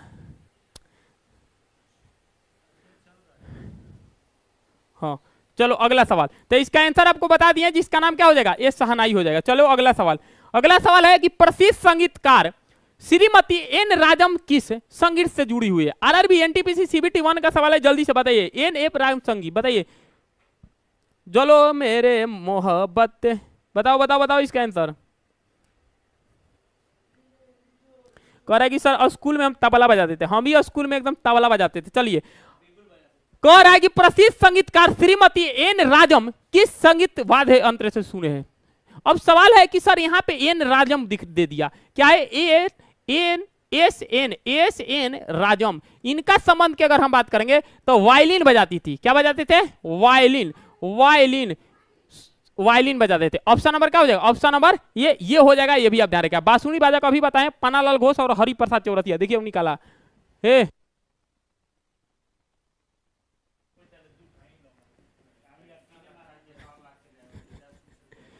पन्नालाल घोष और ये है जिनका नाम है हरिप्रसाद देखिए, हरिप्रसाद चौरसिया, हरिप्रसाद चौरसिया। ये दोनों लोग अगर हम बात करेंगे तो इसका आंसर क्या हो जाएगा? ऑप्शन नंबर ए हो जाएगा, वायलिन हो जाएगा। ठीक है, चलिए सर गाना पूरा गाए नहीं। मोहब्बत की नहीं है, मोहब्बत हो जाती है। चलिए, निम्नलिखित में कौन सा युग में सही सुमेलित नहीं है? हाँ, अब सवाल है कि कौन ऐसा इसमें युग में है जो सही सुमेलित नहीं है, यानी कि कह रहा है सर गलत है, इसमें गलत है, गलत के आपको निकालना है। आरआरबी एनटीपीसी सीबीटी 1 का सवाल है 2021 का। अब बताना है सितार पंडित रविशंकर। अब कह रहा है सितार की अगर हम बात करेंगे क्या पंडित रविशंकर बजाते हैं? पखवाबाज क्या सर रविशंकर शिव कुमार शर्मा बजाते हैं? तबला किशन महाराज, सरोज अहमद अली खां। देखिए इसमें सही पूछा कि कौन सा सही सुमेलित नहीं है, गलत पूछा है सर। तो सितार तो आपको पता है सर कि पंडित रविशंकर बताते हैं, ये तो क्लियर है। लेकिन जो पखबाज है ये शिव कुमार शर्मा नहीं बजाते हैं, यही गलत है। ऑप्शन नंबर क्या हो जाएगा? ऑप्शन नंबर बी हो जाएगा। ऑप्शन नंबर बी क्लियर है। ऑप्शन पखवाज वादक की अगर हम बात करेंगे तो पंकज कुमार, एक व्यक्ति है जिनका नाम है पंकज कुमार। ये पंकज कुमार बहुत फेमस है, जो कि क्या बजाते हैं? पखवाज। ये भी आप ध्यान रखिएगा, एसएससी जीडी के एग्जाम में पूछा था कि पंकज कुमार क्या बजाते हैं? पखवाज बजाते हैं। ये भी आप ध्यान रखिएगा। तो इसका आंसर क्या हो जाएगा? ऑप्शन नंबर बी हो जाएगा। अब सवाल है कि तबला वादक किशन महाराज, और किशन महाराज के साथ साथ एक आते हैं जिनका नाम है जाकिर हुसैन। कौन होते हैं? जाकिर हुसैन। कौन हो जाएंगे? जाकिर हुसैन। क्लियर है। और उसके बाद आ जाएंगे जिसका नाम क्या है? उस्ताद आला रखा खां। उस्ताद आला रखा खां, ये भी आप ध्यान रखें, उस्ताद आला रखा खां हो जाएंगे। तो अगर बात करेंगे तो ऑप्शन नंबर इसका गलत है, ऑप्शन नंबर बी हो जाएगा। ये भी आप ध्यान रखें, पखवाज जो है शिव कुमार शर्मा ना बजाते हैं, ये बल्कि पंकज कुमार बजाते हैं। चले आगे, चलिए। अरे बाबू ग्रुप डी के लिए ले सकते हैं, एकदम क्लियर ले सकते हैं, कोई दिक्कत नहीं है। चलिए अगला सवाल है, बी बालासार निम्नलिखित में किस संगीत के वाद्य यंत्र से जुड़े हैं? अब बताना है कि जो बी बालसार है, वी अगर हम बात करेंगे वी वलसारा है, ये किस संगीत यानी कि कौन ऐसे संगीत बजाते थे? बताइए विलसार कौन से संगीत बताते थे? जल्दी से बताइए। तबला के लिए जाकिर हुसैन। क्लियर है ना। एक भोजपुरी सॉन्ग हो जाए सर तो हर दिल ह की चार्जर कतहूं लगा ले लू। क्लियर है, गाते रहेंगे। चलिए आइए बताइए। पहले अगर हम बता रहे हैं वी वालासार, इनका संबंध की अगर हम बात करेंगे पियानो बजाते थे। क्या बजाते थे? पियानो। जो शाहरुख खान वाला नहीं देखे वो पियानो वही बजाते थे। तो ये पियानो बजाते थे जिनका नाम क्या था? बिलसार। यानी कि ऑप्शन नंबर क्या हो जाएगा? ऑप्शन नंबर सी हो जाएगा। क्वेश्चन थोड़ा ज्यादा है इसीलिए। गुड इवनिंग सर, लाइट नहीं था, फोन ऑफ हो गया था। अरे बाबू अरे तो हर दिक। हाँ, अगला सवाल है, ये सवाल तो लिख लीजिएगा, ये सवाल हर पेपर में आने वाला है और ये सवाल लिखिएगा, लगातार तगड़ा सवाल है, लिख लीजिएगा। इसको कहते हैं तगड़ा सवाल, इसको कहते हैं तगड़ा सवाल। क्या कहते हैं? तगड़ा सवाल। ये बताइए कि पुरंदर दास, सिंपल पूछेगा कि सर पुरंदर दास की अगर हम बात करेंगे, पुरंदर दास की अगर हम बात करेंगे, पुरंदर दास का संबंध किससे है? तो पुरंदर दास का संबंधित है कर्नाटक संगीत से। किससे है? कर्नाटक संगीत है। पेपर में डायरेक्ट कहेगा, और ये बाबू एक पेपर में नहीं बहुत बार पेपर में पूछा है। याद कर लीजिएगा कि पुरंदर दास के पूछेगा कि जो पुरंदर दास है इनका संबंध किससे? कर्नाटक संगीत से। ये भी आप याद रखिएगा। और कर्नाटक संगीत की अगर हम बात करेंगे तो कर्नाटक में एक लोक नृत्य होता है, इसको याद रखिएगा, जिसका नाम है यक्षगान। ये बहुत बार पूछा है, यक्षगान। और यक्षगान की अगर हम बात करेंगे ये किसका है? तो यक्ष और यक्षिणी का। जो यक्ष प्लस जो यक्षिणी की अगर हम बात करेंगे, यक्षिणी का ये जो कहानी है इसमें दर्शाया गया है। और एक पूछेगा और सर कि सितारा देवी, सवाल कहेगा कि सितारा देवी का संबंध किससे है? ये भी सवाल पूछा जाता है कि सितारा देवी का संबंध किससे है? तो सितारा देवी का संबंध लिख लीजिएगा, एक कथक से है। किससे है? कथक से। कौन से घराना से? बनारस घराना से। ये भी आप ध्यान रखिएगा, ये पेपर में बहुत बार पूछा है कि सितारा देवी कौन से घराना? बनारस घराना, कथक से। किससे? कथक से। चले अगला सवाल। नीचे दिए गए विकल्प के अगर हम बात करेंगे, कह रहे हैं नीचे दिए गए विकल्प में चूने जो कालिदास के नाटक विक्रम मोर्वेशियम पे आधारित है, ये सवाल बताना है आपको। इसमें कौन सा ऑप्शन सही है? देखिए आपको हम बताएंगे जो कालिदास की अगर हम बात करेंगे, कालिदास अपने समय में अगर हम बात करेंगे केवल 7 बुक लिखे। कितने बुक लिखे? 7 बुक। और सातों के सातों जो बुक है ये संस्कृत भाषा में लिखे। किस भाषा में? संस्कृत भाषा में। और आपको संस्कृत भाषा में लिखे। और इसमें बताया है कि जो विक्रम, अभी बताएंगे जो विक्रम मौर्य जो सीएम है ये किस पे आधारित है, किस कहानी पे आधारित है? क्या सर राजा अग्निमित्र, अरे राजा अग्निमित्र और मालिकवे पे अग्निमित्रम कहानी है। इस बुक का नाम क्या है? अग्नि मालिकवा अगर हम बात करेंगे मित्रम कहानी है। ये तो होकबे ना करेगा क्योंकि यहाँ पे पूछा है किसके बारे में? विक्रम, तो ये होगा नहीं। अब सवाल है दुष्यंत और शंकुतलम की कहानी। ना रे बाबू ना, इस पे ऋतु संहार लिखे हैं। अगला है नल और दमयंती पे कहानी, ये होकबे नहीं करता। पूर्वा और उर्वशी के प्रेम कहानी पे लिखा गया है, ध्यान रखिएगा। तो ऑप्शन नंबर क्या हो जाएगा? बी। तो विक्रम जो मौर्य सीएम है एक किसके कहानी पे लिखा गया है? तो पूर्वे और उर्वशी के कहानी पे लिखा गया है, ये भी आप ध्यान रखिएगा। ऑप्शन नंबर इसका क्या हो जाएगा? बी हो जाएगा। क्लियर है गए? आगे चले, चलो अगला सवाल। नवरोज त्योहार, इसका अगर आंसर किसी ने गलत बता दिया तो बड़ी मार मारेंगे। नवरोज त्योहार की अगर हम बात करेंगे, नवरोज त्योहार एक किस धार्मिक समुदाय का एक त्योहार है? आरआरबी ग्रुप डी में पूछा गया है। नवरोज त्योहार की अगर हम बात करेंगे फारसी समुदाय का। किस समुदाय का सर? फारसी समुदाय की अगर हम बात करेंगे, फारसी समुदाय का एक त्योहार है। ऑप्शन नंबर क्या हो जाएगा? Option number A. जैन धर्म में टोटल कितने तीर्थंकर? 24 तीर्थंकर। और 24वें तीर्थंकर कौन थे? महावीर स्वामी। कौन थे? महावीर स्वामी। कौन थे? महावीर स्वामी, ये भी आप ध्यान रखिएगा, महावीर स्वामी। और बौद्ध धर्म की अगर हम बात करेंगे तो बौद्ध धर्म का संस्थापक की अगर हम बात करेंगे, इनमें ज्ञान प्राप्त हुआ जिसका नाम क्या था? गौतम बुद्ध। किनका था? गौतम बुद्ध का ज्ञान प्राप्त हुआ था, आपको पता होगा, गया में। कहां पे? गया में। और पहला उपदेश सारनाथ में दिए थे। सिख में टोटल कितने गुरु? 10 गुरु। पहले गुरु नानक और 10वें कौन थे? जिनका नाम था गुरु गोविंद सिंह। कौन थे? गुरु गोविंद सिंह थे, ये भी आप ध्यान रखें। 10वें गुरु कौन थे? गुरु गोविंद सिंह। और गुरु गोविंद सिंह का जन्म 1666 में पटना सिटी में हुआ था, ये भी आपको पता होगा। और इसका आंसर क्या हो जाएगा? Option number A. और यही गुरु गोविंद जी के सिख के एक बहुत बड़ा फेस्टिवल है जिसका नाम है गुरु पर्व, ध्यान रखिएगा। गुरु पर्व की अगर हम बात करेंगे इन्हीं लोग मनाते हैं, ध्यान रखिएगा। चलो अगला सवाल, अगला बात करेंगे ये। हाँ लो आया ग्रुप डी का सवाल, बताओ तो तनी। चलो लुको उत्सव, ले हई सभी कैसा कैसा सवाल आ जाता है, समझ में नहीं आता है। चलो लुको त्योहार की अगर हम बात करें कहां मनाया जाता है? बताइए, ये त्योहार बताइए, चलो बताओ, ये त्योहार कहां मनाया जाता है? त्योहार के नाम है चलो लोको। अरे क्या नाम लिखा है? चलो लुकू। महोत्सव किस राज्य में मनाया जाता है? ऐसा ऐसा नाम पूछा है, समझ रहे हो कि तुम अगर नहीं पढ़ कर जाओगे तो ऐसा ऐसा सवाल पूछेगा तो लगेगा कि जय हिंद जय भारत हो जाएगा। कि चलो लुको उत्सव किस राज्य में मनाया जाता है? जल्दी से बताइए, बोलो बोलो। देखो ये जो त्योहार की अगर हम बात करेंगे तो ये जो त्योहार है इसको तुम इसलिए पकड़ लिए ना क्योंकि इसमें ऑप्शन बहुत तगड़ा तगड़ा नहीं है। अगर चारों ऑप्शन अगर तुमको वे 7 जो 7 सिस्टर है उधर दिया होता ना तो तुम लोग न पकड़ पाते, लेकिन इसका जो तुम लोग सही पकड़ लिए, इसके लिए बात सही है। लेकिन 1 मिनट बैटरी चेंज कर देते हैं, कभी खत्म हो सकता है।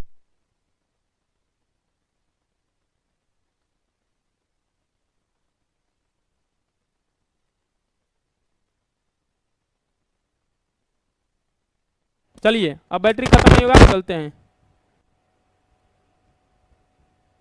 चलिए अगला सवाल की अगर हम बात करेंगे, कह रहा है कि लोग चोलो लुको की अगर हम बात करेंगे, जो चोलो लुको जो फेस्टिवल है, जो लुको फेस्टिवल है अरुणाचल प्रदेश। कहां पे बाबू? अरुणाचल प्रदेश में ये मनाए जाने वाला फेस्टिवल है। कहां पे? अरुणाचल प्रदेश। ऑप्शन नंबर क्या हो जाएगा? Option number D. तो चोलो लुको फेस्टिवल जो है अरुणाचल प्रदेश में मनाए जाने वाला फेस्टिवल, ऑप्शन नंबर डी। और सवाल है कि मध्य प्रदेश की अगर हम बात करेंगे तो मध्य प्रदेश में एक मनाया जाता है जिसका नाम है तानसेन महोत्सव। ध्यान रखिए, कौन सा त्योहार महोत्सव? तानसेन महोत्सव। तानसेन महोत्सव कहां मनाया जाता है? तो ध्यान रखिएगा ग्वालियर में। कहां पे? ग्वालियर में मनाया जाता है। और ग्वालियर कहां है? मध्य प्रदेश में, ये भी आप ध्यान रखिएगा। और ये तानसेन के कब्र पे मनाया जाता है। तो इसका सही आंसर हो जाएगा ऑप्शन नंबर ए।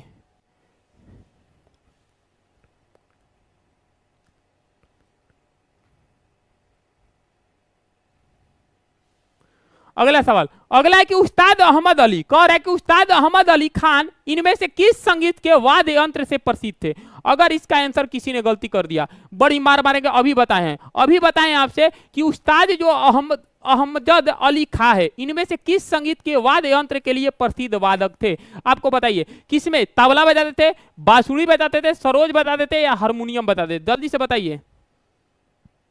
तो हर दिल है कि 4000 कन्हू लगा लेनू। क्या बात करते हैं जी। चलिए बताइए इसका आंसर। अरे दिल टूटेगा तबे लोग गाना गाएगा, क्या बात तुम लोग करता है। तबला वादक अभी बताए हैं जिनका नाम क्या हो जाएगा? जाकिर हुसैन। जाकिर हुसैन हो जाएंगे, और जाकिर हुसैन के साथ साथ हो जाएंगे किशन महाराज। क्या हो जाएंगे? किशन महाराज। ये किशन महाराज हो जाएंगे। सवाल पूछेगा कि बांसुरी कौन बजाते थे? 2 लोग, पानालाल घोष और हरि प्रसाद चौरसिया।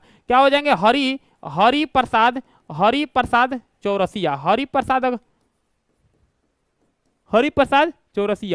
प्रसाद चौरसिया। सरोद वादक की अगर हम बात करेंगे, सरोद वादक हो जाएंगे जिसका नाम था अहमद अली खां। ये भी आप ध्यान रखिएगा, अली खां हो जाएंगे। इसका ऑप्शन क्या हो जाएगा? ऑप्शन नंबर सी हो जाएगा। जो सरोज वादक थे जिनका नाम क्या था? ये क्या बजाते हैं? सरोज वादक बजाते, सरोज बजाते थे। ऑप्शन नंबर क्या हो जाएगा? सी हो जाएगा। आगे चले, अगला सवाल। भारतीय शास्त्रीय संगीत की अगर हम बात करेंगे कि गायक पंडित जसराज ये किस घराने से संबंधित है? आरआरबी एनटीपीसी का सवाल है, आपको बताना है। जल्दी से बताइए सवाल। पंडित जसराज किस घराने से? जल्दी से बताइए। मेरे मोहब्बत सुन। भारतीय शास्त्रीय संगीत पंडित जसराज की अगर हम बात करेंगे, ये जो संबंधित किससे थे? तो अगर हम बात करेंगे किससे संबंधित है, बताओ जल्दी से बताओ। हाँ, तो ये हो जाएंगे मेवाती घराना। कौन घराने से संबंधित है? मेवाती घराना। और मेवाती घराना का संस्थापक कौन थे? जल्दी से बताइए आप लोग। मेवाती घराना का संस्थापक कौन थे? तो झगे नजीर। कौन थे? एक थे धगे नजीर खां। कौन थे? झगे नजीर खां। और एक और व्यक्ति थे जिनका नाम क्या था? वाहिद खान। क्या नाम था? वाहिद खां। तो ये 2 लोग व्यक्ति की अगर हम बात करेंगे तो ये मेवाती घराना का क्या थे? संस्थापक थे। तो ये भी कहेगा कि मेवाती घराना किससे संबंधित है? तो मेवाती घराना से संबंधित है जिसका नाम क्या हो जाएगा? तो मेवाती घराना से थे जिनका नाम था पंडित जसराज। क्या नाम थे? पंडित जसराज थे, ध्यान रखिएगा। और सवाल कहेगा कि इस मेवाती घराने के संस्थापक कौन थे? तो झगे नजीर खां और वाहिद खान। कौन थे? वाहिद खान। अगला बताना है आपको कि किराना घराना का संस्थापक कौन है। बड़ी तगड़ा पूछता है सर। किराना घराना का अगर हम बात करेंगे कि इसका संस्थापक कौन है, जल्दी से बताइए। इसका संस्थापक कौन है? किराना घराना का संस्थापक कौन है? बताइए। अब्दुल करीम खां। लिख लीजिएगा, क्या नाम है? अब्दुल करीम खां के अगर हम बात करेंगे कि इनके क्या थे? संस्थापक थे। ये भी आप ध्यान रखिएगा। इसका आंसर क्या हो जाएगा? मेवाती घराना। क्योंकि पंडित जसराज की अगर बात करेंगे मेवाती घराना से संबंधित है, और मेवाती घराना का स्थापना धगे नजीर खान और वाजिद खान किए थे, और किराने घराना का संस्थापक थे अब्दुल करीम खां। इसका ऑप्शन हो जाएगा, ऑप्शन नंबर बी हो जाएगा। चलिए आगे, चलिए अगला सवाल है बी बलसारा। सवाल है कि बी बलसारा निम्नलिखित में किस संगीत के वाद्य यंत्र से जुड़े थे? बताइए। वी बलसारा, बताइए। मैंने भी मोहब्बत किया है, बताइए। तो इनका संबंध की अगर हम बात करेंगे तो अभी पीछे बताएं। वी बलसारा की अगर हम बात करेंगे, ये थे जिनका नाम था पियानो से। आरआरबी एनटीपीसी का संबंध था, ये पिछले बता दिए हैं, इसीलिए इसको स्किप कर दे रहे हैं। डबल क्वेश्चन आ गया। ये सवाल बताइए, निम्नलिखित में कौन सा कर्नाटक संगीत में प्रयुक्त होने वाला तालवाद नहीं है? तालवाद, जिसे मृदंग होता है ना, मृदंग के दोनों तरफ क्या होता है? जिसे आप मृदंग देखे होंगे, ये जो मृदंग होता है, ये अगर हम बात करेंगे, ये जो मृदंग होता है, और ये जो बजाया जाता है, ये मृदंग होता है ऐसे ऐसे। अब सवाल कह रहा है कि इनमें कर्नाटक संगीत के अगर प्रयुक्त होने वाला इसमें कौन सा तालवाद नहीं है। तो देखिए, अगर हम बात करेंगे जो कर्नाटक संगीत की अगर हम बात करेंगे, कर्नाटक संगीत, तो इनके संस्थापक की अगर हम बात करेंगे तो ये हो जाएंगे पुरंदर दास। अभी पीछे बताएं क्या हो जाएंगे? पुरंदर दास हो जाएंगे। और इस कर्नाटक संगीत में जो प्रयुक्त होने वाला जो होता है, प्रयुक्त होता है मृदंग होता है, ठीक है सर, मृदंग होता है। मृदंग के साथ साथ मोरसिंग होता है, और इसके साथ घाटम होता है। तो ये तीनों चीज प्रयोग होता है, लेकिन मेंडोलिन जो होता है ये नहीं प्रयोग होता है, एक अलग ही क्या है? वाद्य यंत्र है, ध्यान रखिएगा। तो ये पूछा है कि नहीं होता है, तो नहीं होता है मेंडोलिन, लेकिन ये तीनों कर्नाटक संगीत में प्रयुक्त होने वाला है। मृदंग होता है, मोसिंग होता है और घाटम होता है। और कर्नाटक संगीत के फादर के अगर हम नाम पूछे तो पुरंदर दास हो जाएंगे। कौन हो जाएंगे? पुरंदर दास। क्लियर है? तो ऑप्शन नंबर क्या हो जाएगा? सी हो जाएगा। आगे चले, पियानो। अगला सवाल की अगर हम बात करेंगे, ये आला राखा। अगर इसका आंसर किसी ने गलती बता दिया, हम सही बता रहे हैं, बड़ी मार मारेंगे। आला राखा कुरैशी, जिन्हें आला राखा के नाम से जाना जाता है, ये कौन से भारतीय वादक थे, यानी कि क्या बजाते थे? बबुआ रे, अगर इसका किसी ने अगर गलती बता दिया, बड़ी मार मारेंगे को बात ध्यान रखिएगा, किसी ने अगर गलती बता दिया बड़ी मार मारेंगे। बताओ ये क्या बजाते थे? अरे आला रखा खा क्या बजाते थे, जल्दी बताओ। आला रखा खा की अगर हम बात करेंगे तबला वादक थे। क्या बजाते थे? ये तबला वादक थे, ध्यान रखिएगा। ये क्या बजाते थे? तबला वादक थे। ऑप्शन नंबर क्या हो जाएगा? ऑप्शन नंबर सी हो जाएगा। तो आला रखा खा क्या बजाते? तबला बजाते थे। अभी बताएं, आला रखा क्या बजाते? तबला। अब तबला बजाने वाले कौन कौन व्यक्ति थे? तो उस्ताद आला रखा खा हो जाएगा, जाकिर हुसैन हो जाएंगे। कौन हो जाएंगे? जाकिर हुसैन। बार बार बता रहे हैं, जाकिर हुसैन हो जाएंगे। और जाकिर हुसैन कौन से घराना से संबंधित है? तो ध्यान रखिएगा, पंजाब घराना। कौन से घराना? पंजाब घराना। कैसे प्रकार के तबला बजाते थे? तो फ्री फिंगर स्टाइल। क्या बजाते हैं? फ्री फिंगर स्टाइल ये तबला बजाते थे। सवाल सिर्फ पूछेगा कि जाकिर हुसैन की अगर हम बात करेंगे कैसे प्रकार का तबला बजाते थे? Free finger style. और इनका संबंध किससे है? तो ये हो जाएगा पंजाब घराना से। अब सवाल है कि और एक और व्यक्ति तबला बजाते थे जिसका नाम था किशन महाराज। 3 नाम आपको याद रखिएगा, किशन महाराज।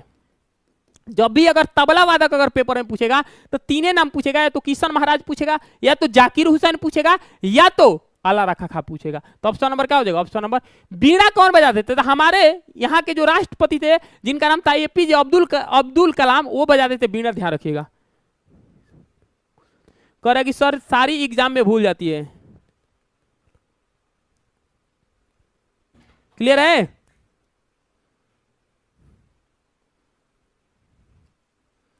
चलिए अगला सवाल। अगला है कि भारतीय राष्ट्रीय ऑर्केस्ट्रा का संस्थापक कौन था? सवाल की अगर हम बात करेंगे भारतीय राष्ट्रीय ऑर्केस्ट्रा का संस्थापक कौन था? क्या सर वो उदय शंकर हो जाएंगे, आनंद शंकर हो जाएंगे, अनुष्का शंकर हो जाएंगे, रवि शंकर हो जाएंगे? बताइए इसका आंसर क्या हो जाएगा? बोलो इसका आंसर क्या हो जाएगा, जल्दी से बताइए। राष्ट्रीय ऑर्केस्ट्रा की अगर हम बात करेंगे, राष्ट्रीय ऑर्केस्ट्रा का जो संस्थापक हो जाएंगे ये हो जाएंगे रवि शंकर। क्या हो जाएंगे? रवि शंकर हो जाएंगे। ध्यान रखिए क्या हो जाएंगे? रवि शंकर। ऑप्शन नंबर क्या हो जाएगा? Option number D. ये आरआरबी एनटीपीसी सीबीटी 2 मेंस का पूछा गया 2022 का सवाल है। तो भारतीय राष्ट्रीय ऑर्केस्ट्रा का संस्थापक की अगर हम बात करेंगे तो ये हो जाएंगे रवि शंकर। ऑप्शन नंबर क्या हो जाएगा? ऑप्शन नंबर डी हो जाएगा। चले आगे,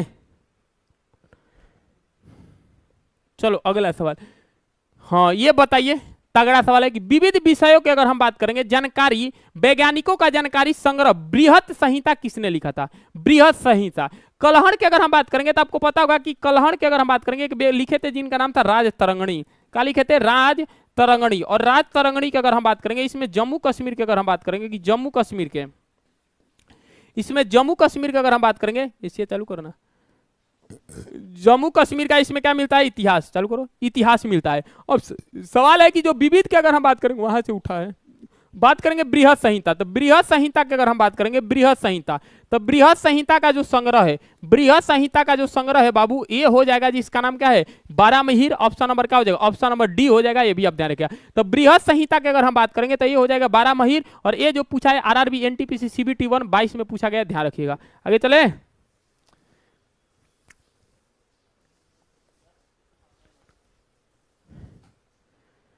आगे चले, चलो अगला सवाल है। अगला सवाल है निम्नलिखित में कौन सा भारतीय दर्शन का 6 स्कूल का हिस्सा है? ये भी सवाल है, एग्जाम एक्सपेक्टेड सवाल है। ये पूछा है कि सर निम्नलिखित में कौन सा भारतीय दर्शन के, कह रहे हैं निम्नलिखित में कौन सा भारतीय दर्शन का 6 स्कूलों का एक हिस्सा है? 6 स्कूलों का हिस्सा की अगर हम बात करेंगे तो ये हो जाएगा योगा। क्या हो जाएगा? योगा हो जाएगा। क्या हो जाएगा? योगा हो जाएगा। ध्यान रखिएगा। ऑप्शन नंबर क्या हो जाएगा? Option number B. सवाल है कि योगा दिवस कब मनाते हैं? तो योगा दिवस की अगर हम बात करेंगे कि योगा दिवस कब मनाते हैं? 21 जून। कितना? 21 जून। किसने को? 21 जून को मनाया जाता है। अब सवाल कहेगा कि सर योग नगरी किसको कहा जाता है? तो योगा नगरी की अगर हम बात करेंगे, योग नगरी, योगा नगरी किसको कहते हैं? तो योगा नगरी कहते हैं जिसका नाम है ऋषिकेश। किसको कहते हैं? ऋषिकेश को कहते हैं। ध्यान रखिएगा। और ऋषिकेश की अगर हम बात करेंगे कहां पे? उत्तराखंड। और यहीं से पहला एयर टैक्सी चालू हुआ था। सवाल कहेगा कि भारत में पहला, लिख लीजिएगा, भारत में पहला अगर हम बात करेंगे कि एयर टैक्सी, भारत में पहला air taxi ambulance, air taxi ambulance की अगर हम बात करेंगे कि ये कहां से चालू हुआ था? एक करेंट का सवाल है, हो सकता है आपके पेपर में पूछ दे कि भारत का पहला एयर टैक्सी एम्बुलेंस कहां से चालू हुआ था। तो ध्यान रखिएगा बाबू, ये हुआ था ऋषिकेश से। कहां हुआ था? ऋषिकेश से हुआ था। और ऋषिकेश कहां है बाबू? उत्तराखंड में है। और इसको शुरुआत किसने की है? प्रधानमंत्री मोदी जी। ये भी आप ध्यान रखिएगा, स्टार लगाकर लिख लीजिएगा। और इसका सही आंसर हो जाएगा योग हो जाएगा। क्या हो जाएगा? योग। क्लियर है?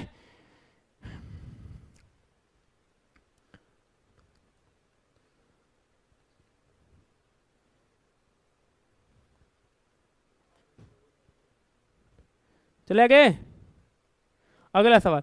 अगला है कि हाँ ये सवाल बताइए, भारत के 52 नंबर का जो मुख्य न्यायाधीश है बनने का सिफारिश की गई है, ये बनने का सिफारिश 14 मई को फाइनली ये शपथ ग्रहण कर लेंगे। देखिए एक सुप्रीम कोर्ट होता है और सुप्रीम कोर्ट की अगर हम बात करेंगे कि जो 52 नंबर के अगर हम बात करेंगे जो सीजीआई हैं, चीफ जस्टिस ऑफ इंडिया है, यानी कि चीफ अगर हम बात करेंगे चीफ जस्टिस की अगर हम बात करेंगे जस्टिस ऑफ इंडिया हो जाएंगे, ये कौन हो जाएंगे तो ध्यान रखिएगा इनका नाम है बी आर गवई जी। कौन हो जाएंगे?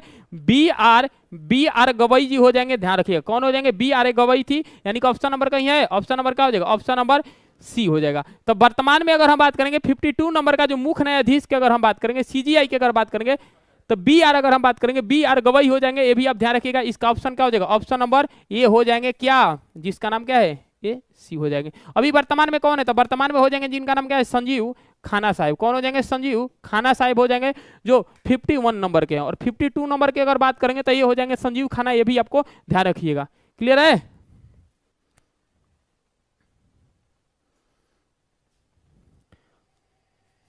चलो अगला सवाल। हाँ ये सवाल बताइए, अंतर्राष्ट्रीय ओलंपिक समिति, हमको पता है तुम लोग फोटो देख रहा होगा, क्वेश्चन नहीं देख रहा होगा। क्वेश्चन कह रहा है कि सर अंतर्राष्ट्रीय ओलंपिक समिति जिसका नाम है आईओसी, इसका फुल फॉर्म होता है इंटरनेशनल ओलंपिक कमिटी, और इसका गठन की अगर हम बात करेंगे आपको पता होगा कि 1894 में हुआ था। और इसका हेडक्वार्टर की अगर हम बात करेंगे तो ल्यूसाने में है। कहाँ है? ल्यूसाने में। कहाँ पे? ल्यूसाने में। लेकिन पहला जो ओलंपिक खेला गया, पहला ओलंपिक जो खेला गया 1896 में खेला गया था एथेंस में। कहाँ खेला गया था? एथेंस में।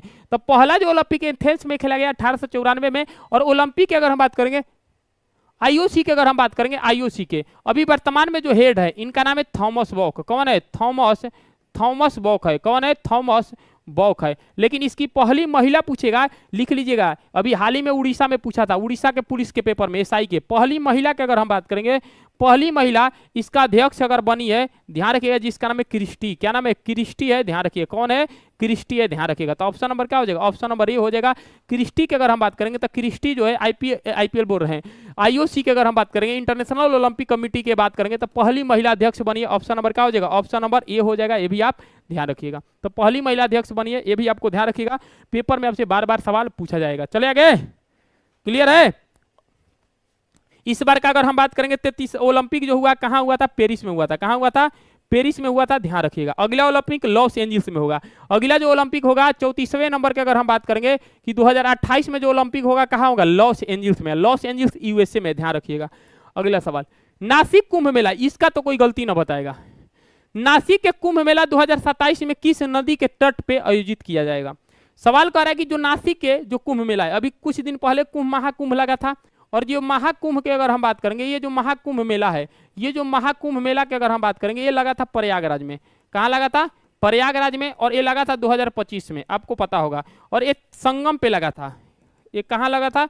संगम पे। और संगम में 3 नदियों का संगम है, आपको पता होगा। ये कहीं गंगा यमुना सरस्वती, यानी कि 3 नदियों का संगम है, यहाँ पे लगा था गंगा यमुना सरस्वती। लेकिन आपको बताना है कि 2027 में जो कुंभ लगेगा, कह रहा है कि 2027 की अगर हम बात करेंगे, 2027 में जो कुंभ लगेगा ये लगेगा नासिक में। कहाँ लगेगा? नासिक में। और नासिक अगर हम बात करेंगे महाराष्ट्र में आती है। कहाँ आती है? महाराष्ट्र में। अगर बात करेंगे एक कहाँ पे, तो ध्यान रखिए गोदावरी नदी। कौन सी नदी? गोदावरी नदी। कौन है जी माहौल खराब कर रहा है? कहाँ गया? देखिए तो कौन है, क्या नाम है उसका? अरे नामो बताओ ना, क्या नाम है? आकाश को। कहाँ गया आकाश इसमें? रुको 1 मिनट, कहाँ गया माउसवा मेरा? माउस कहाँ है इसका? माउस दो तो, 1 मिनट रुक जाओ। कहाँ गया? कहाँ गया आकाश? ये पढ़ने वाला नहीं है। कहाँ गया? कहाँ गया? ये गया ना। रुक जाओ 1 मिनट, 1 मिनट रुक जाओ बाबू, 1 मिनट रुक जाओ। अरे रुक रे, 1 मिनट लाइन पे रहना सभी लोग। 1 मिनट, इनको थोड़ा भेज दें, ऊपर चल जाए।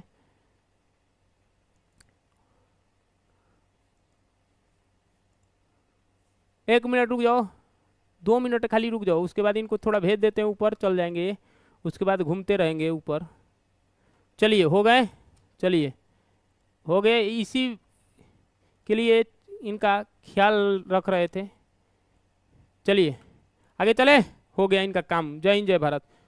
चलिए आगे अगर हम बात करेंगे तो इसका ऑप्शन हो जाएगा जिसका नाम क्या है? गोदावरी। क्या है? गोदावरी। गोदावरी को अगर हम बात करेंगे तो आपको पता होगा कि दक्षिण भारत का दक्षिण भारत की अगर हम बात करेंगे तो इसको बृहद गंगा के भी नाम से जाना जाता है। किस नाम से? बृहद गंगा के नाम से जाना जाता है, जिसका नाम क्या है? गोदावरी को। आगे चले,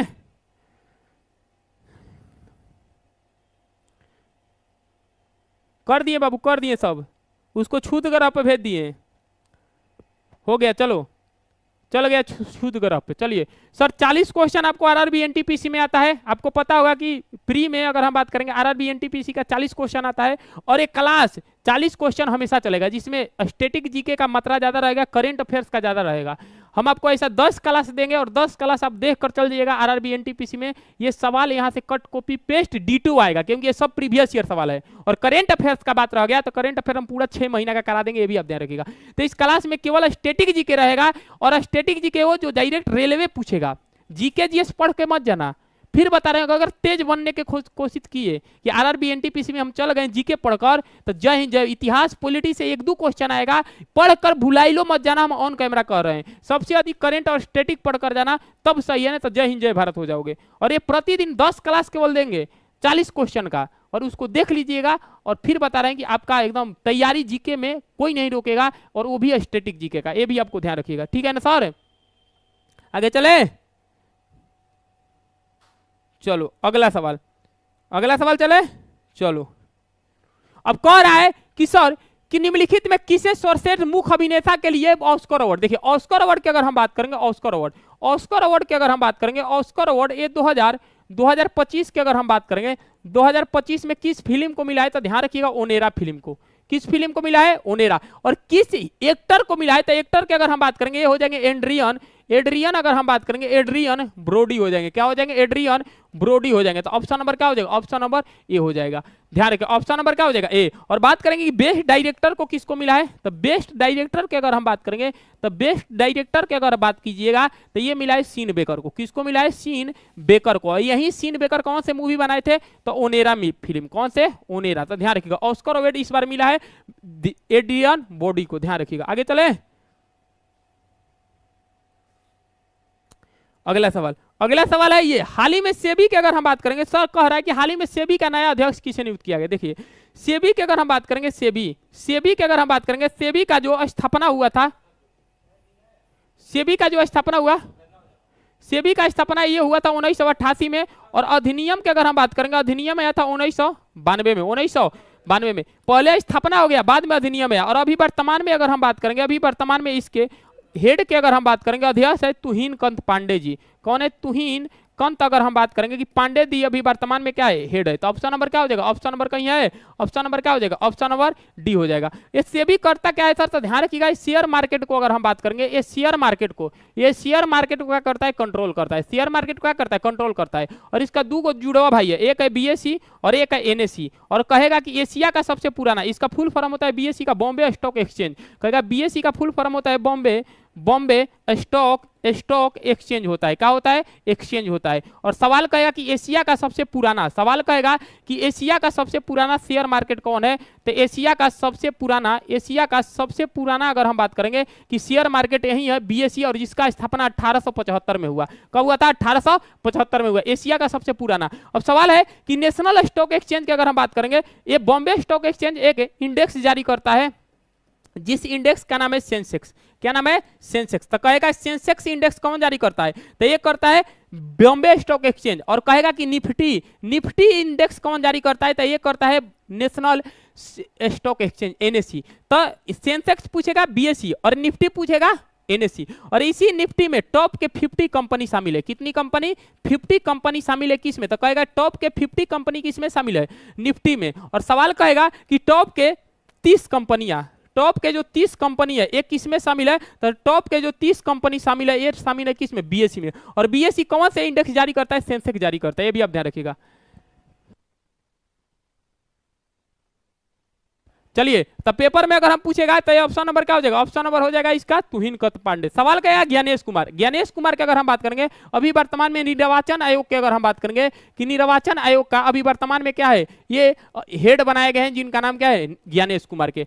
संजय मल्होत्रा बात करेंगे तो आरबीआई के वर्तमान में 26वें नंबर के गवर्नर है। सवाल कहेगा कि आरबीआई की अगर हम बात करेंगे तो आरबीआई के 26वें नंबर के गवर्नर है, जिनका नाम क्या है? ये हो जाएंगे संजय मल्होत्रा। कौन हो जाएंगे? संजय मल्होत्रा। क्लियर है? कुछ और बात है सर? इसमें जो आपको बताने वाले हैं लिखिएगा। सवाल की अगर हम बात करें, कुछ और बात है जैसे आरबीआई, आरबीआई के अगर हम बारे में पूछेगा कि सर आरबीआई के फुल फॉर्म क्या होता है, तो आरबीआई के फुल फॉर्म होता है रिजर्व बैंक ऑफ इंडिया। क्या होता है? Reserve bank of India. क्या होता है? Reserve bank of India. सवाल कहेगा कि सर इसकी स्थापना, थोड़ा पानी देना, तो इसका अधिनियम की अगर हम बात करेंगे ये आया था 1934 में। इसका स्थापना का अगर हम बात करेंगे, इसका स्थापना कब हुआ, तो ये हुआ 1 अप्रैल 1935 में। स्थापना हो गया 1 अप्रैल 1935 में। कौन सी कमेटी पे सर स्थापना हुआ था, ध्यान रखिएगा, इसको कहा जाता है शाही आयोग। कौन कहा जाता है? शाही आयोग कहा जाता है, चाहे इसको कहा जाता है यंग हिल्टन कमीशन। क्या कहते हैं? यंग हिल्टन कमीशन कहा जाता है। सवाल कहेगा कि आरबीआई की अगर हम बात करेंगे, आरबीआई के वर्तमान में जो 26वें नंबर के गवर्नर है ये कौन है, तो ये हो जाएंगे संजय मल्होत्रा। कौन हो जाएंगे? संजय मल्होत्रा हो जाएंगे। सवाल कहेगा कि आरबीआई के नेशनलाइजेशन कब हुआ, इनका राष्ट्रीयकरण कब हुआ बाबू, तो इनका जो राष्ट्रीयकरण की अगर हम बात करेंगे ये हुआ था 1949 में। 1949 में। सवाल कहेगा कि आरबीआई के अगर हम बारे में बात करेंगे कि सर आरबीआई के लोगो का है बाबू, तो लोगो ले याद रखिएगा कि आरबीआई का जो लोगो है ये ताड़ का वृक्ष है, ताड़ का वृक्ष है। और एक है जिसका नाम है रॉयल बंगाल टाइगर। क्या है? Royal Bengal tiger, royal Bengal tiger, ये भी आप ध्यान रखिएगा। तो वर्तमान में इसका भी लोगो है रॉयल बंगाल टाइगर, और क्या नाम है जिसका नाम क्या है? ये ताड़ का वृक्ष। क्लियर है? अब सवाल है कि रॉयल बंगाल टाइगर की अगर हम बात करेंगे बाबू कि रॉयल बंगाल टाइगर ये सबसे अधिक कहां पाया जाता है, तो ध्यान रखिएगा ये सुंदरबन की अगर हम बात करेंगे सुंदरबन नेशनल पार्क में। और ये कहां है? पश्चिम बंगाल में। कहां है? पश्चिम बंगाल में। यही रॉयल बंगाल टाइगर के लिए सबसे पहले लाया गया था, आपको पता होगा, प्रोजेक्ट टाइगर। इसी रॉयल बंगाल टाइगर को बचाने के लिए सबसे पहले 29 जुलाई 1973 में लाया गया था, जिसका नाम क्या था? Project tiger. क्या नाम था? Project tiger. और प्रोजेक्ट टाइगर 1973 में लाया गया था इसी रॉयल बंगाल टाइगर को बचाने के लिए, ये भी आपको ध्यान रखिएगा। एक सवाल बताइएगा, चलिए पूछते हैं, प्रोजेक्ट चीता कब लाया गया? जल्दी से बताइए। प्रोजेक्ट का अगर हम बात करेंगे, 2-3 बात पूछते हैं। प्रोजेक्ट चीता कब लाया गया? जल्दी से बताइए। प्रोजेक्ट चीता, चलिए प्रोजेक्ट चीता कब लाया गया? दूसरा सवाल बताना है। प्रोजेक्ट की अगर हम बात करेंगे, प्रोजेक्ट एलिफेंट कब लाया गया? जल्दी से बताइए। प्रोजेक्ट एलिफेंट कब लाया गया? हाथी कब लाया गया? दूसरा सवाल, ठीक है। और दूसरा सवाल है कि सर अगर हम बात करेंगे कि प्रोजेक्ट अगर हम बात करेंगे, प्रोजेक्ट लाइन कब लाया गया? लाइन यानी कि शेर कब लाया गया? जल्दी से इसको आंसर बता दीजिए, हम मान जाएंगे कि आपका तैयारी तगड़ा चल रहा है। ये तीनों चारों सवाल का आंसर बता दीजिए। प्रोजेक्ट चीता कब लाया गया ये बता दीजिए, चलिए बताइए जल्दी से।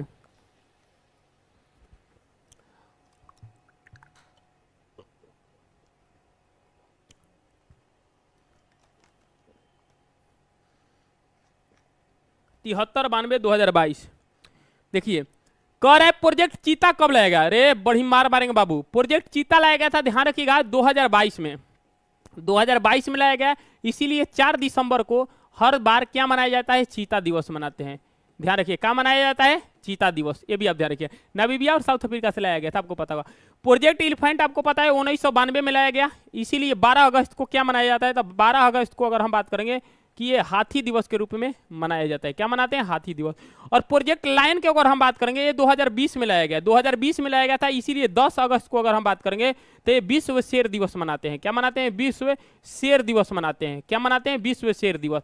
तो बाबूले लाइन को 2020 में लाया गया था। और टाइगर को अगर हम बात करेंगे कि प्रोजेक्ट टाइगर कब लाया गया, तो प्रोजेक्ट की अगर हम बात करेंगे कि प्रोजेक्ट टाइगर कब लाया गया, तो प्रोजेक्ट टाइगर जो लाया गया था ये लाया गया था 1973 में। 1973 में। प्रोजेक्ट गेंडा कब लाया गया? कौन बताएगा? बताओ तो। प्रोजेक्ट गेंडा, प्रोजेक्ट अगर हम बात करेंगे, प्रोजेक्ट गेंडा कब लाया गया? जल्दी से बताइए। प्रोजेक्ट गेंडा कब लाया गया था? गेंडा, प्रोजेक्ट गेंडा कब लाया गया था? प्रोजेक्ट जो गेंडा लाया गया था, ध्यान रखिएगा, 2005 में लाया गया। 2005 में लाया गया। तो ध्यान रखिएगा, ये सब पेपर में आपसे पूछा जाता है प्रोजेक्ट के बारे में। तो प्रोजेक्ट चीता पूछेगा, प्रोजेक्ट टाइगर पूछेगा, प्रोजेक्ट एलिफेंट पूछेगा, प्रोजेक्ट लाइन पूछेगा और प्रोजेक्ट गेंडा पूछेगा। 2005 में लाया गया था। चले आगे चले, चलिए।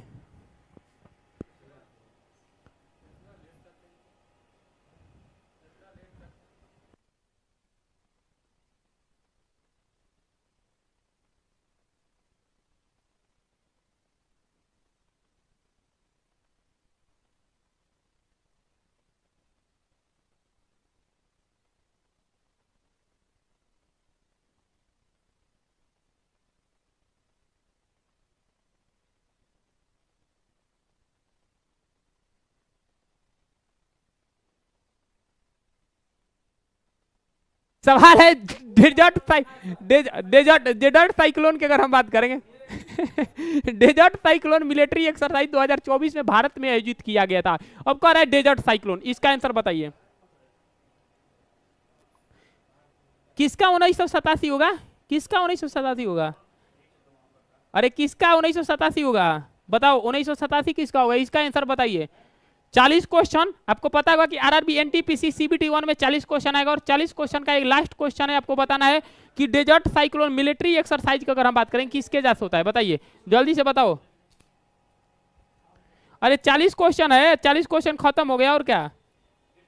देखो अगर हम बात करेंगे दो चीज है, एक है जिसका नाम है डेजर्ट साइक्लोन। सवाल कहेगा कि डेजर्ट साइक्लोन की अगर हम बात करेंगे, डेजर्ट साइक्लोन एक किसके किसके बीच एक्सरसाइज होता है, तो ये आप ध्यान रखिएगा, ये जो एक्सरसाइज होता है ये होता है इंडिया के अगर हम बात करेंगे, इंडिया और संयुक्त अरब अमीरात, किसके बीच, संयुक्त अरब के अगर हम बात करेंगे अरब अमीरात के बीच होता है, किसके बीच, अमीरात के बीच होता है, यानी कि यूएई, जिसे शॉर्ट फॉर्म में यूएई आप बोलते हैं, इंडिया और यूएई के बीच होता है जिसका नाम क्या है ए।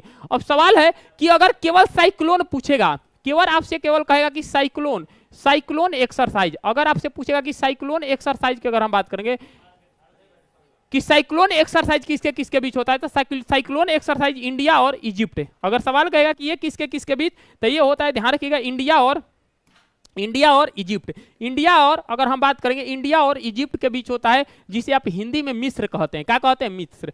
तो सवाल कहेगा कि डेजर्ट साइक्लोन ये यूएई, और सवाल कहेगा साइक्लोन केवल इंडिया और इजिप्ट, जिसे हिंदी में आप लोग मिस्र कहते हैं, क्या कहते हैं, मिस्र, जिसकी राजधानी काहिरा है, आपको पता होगा। अब सवाल की अगर हम बात करेंगे तो इसका आंसर हो जाएगा ऑप्शन नंबर, क्या हो जाएगा, ऑप्शन नंबर ए। अगला कहेगा कि सिम्बेक्स किसके किसके बीच होता है सिम्बेक्स की अगर हम बात करेंगे तो सिम्बेक्स हो जाएगा, और चाहे अग्नि वारियर, ये दोनों एक्सरसाइज आप ध्यान रखिएगा, ये होता है किसके बीच, सिंगापुर, इंडिया और सिंगापुर की अगर हम बात करेंगे ये एक्सरसाइज होता है। तो इंडिया और अगर हम बात करेंगे कि सिंगापुर, इंडिया और सिंगापुर के बीच एक्सरसाइज होता है जिसका नाम क्या है सर, ये सिम्बेक्स होता है, क्या होता है, सिम्बेक्स। लेकिन यहीं पे सवाल कहेगा कि सर सिलिनेक्स किसके किसके बीच होता है, ध्यान रखिए, सिलिनेक्स की अगर हम बात करेंगे, चाहे मित्र शक्ति की अगर हम बात करेंगे, तो सिलिनेक्स और मित्र शक्ति होता है इंडिया और श्रीलंका, किसके बीच, इंडिया और श्रीलंका के बीच होता है, ध्यान रखिएगा, क्लियर है, इंडिया और श्रीलंका। ब्रज प्रहार बात करेंगे इंडिया और अमेरिका, ब्रज प्रहार की अगर हम बात करेंगे, ब्रज प्रहार की अगर हम बात करेंगे इंडिया और अमेरिका। सवाल कहेगा कि सर एक जो और बताइए, सूर्य किरण पूछेगा कि सर सूर्य किरण किसके किसके बीच होता है, तो सूर्य किरण एक्सरसाइज होता है इंडिया और नेपाल के बीच होता है, ध्यान रखिएगा, इंडिया और नेपाल के बीच। अगला कहेगा कि सर बोंगो सागर, अगला के अगर हम बात करेंगे बोंगो सागर, और एक होता है सर संप्रीति, क्या है, संप्रीति, ये होता है इंडिया और बांग्लादेश, किसके किसके बीच, इंडिया और बांग्लादेश के बीच एक्सरसाइज होता है, ये भी आप ध्यान रखिएगा। तो दो एक्सरसाइज आपको पेपर में बार बार कहीं ना कहीं पूछेगा, सूर्य किरण, बोंगो सागर और संप्रीति, इंडिया और बोंगो सागर,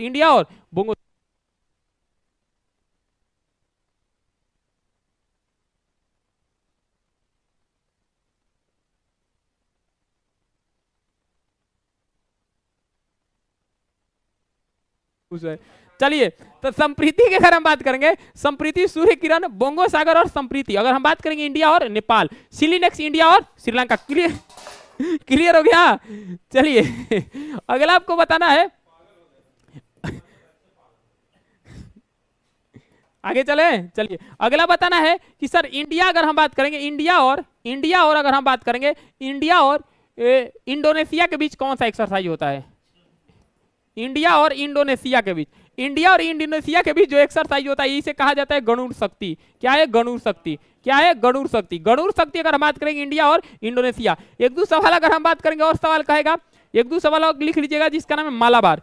कहेगा कि जो मालाबार एक्सरसाइज है, सवाल कहेगा कि जो मालाबार अगर हम बात करेंगे, मालाबार जो एक्सरसाइज है किसके किसके बीच होता है, तो मालाबार एक्सरसाइज की अगर हम बात करेंगे ये होता है क्वेड, किसके बीच होता है, क्वेड। दुर्गेश सर केरियलविल, दुर्गेश सर मेरा भी नाम लीजिए ना, अरे भाई आप मेरा, अब हम आपको क्या बताएं, मेरा भाई, एक हम लोग कहा जाता है कि Durgesh sir plus Durgesh sir तबाही, और एक छोटे भाई आए हैं बोल रहे हैं कि नाम लीजिए, देख रहे हैं क्या महाराज, आप भी मेरे को बेइज्जती करवा रहे हैं, मतलब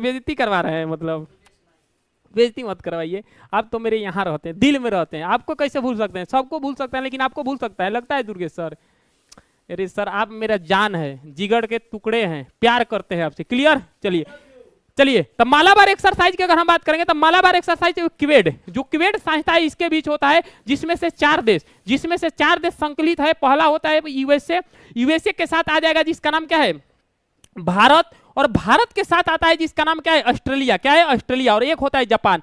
एक बार पेपर में आपसे सवाल क्या पूछा कि भारत और ऑस्ट्रेलिया और जापान इसमें से मालाबार एक्सरसाइज कराता है, और इसमें नवीनतम देश है जिसका नाम क्या है ऑस्ट्रेलिया। क्या है? ऑस्ट्रेलिया। और मालाबार एक्सरसाइज ध्यान रखिएगा नेवी का एक्सरसाइज है, और ये सबसे अधिक भारत के विशाखापट्टनम में देखने को मिलता है। तो कभी सवाल पूछेगा कि मालाबार एक्सरसाइज कहां होता है, तो विशाखापट्टनम में होता है, ध्यान रखिएगा। और एक सवाल और बताइए, मिलन एक्सरसाइज, ये मिलन एक्सरसाइज किसका एक्सरसाइज है? जल्दी से बताइए, मिलन एक्सरसाइज।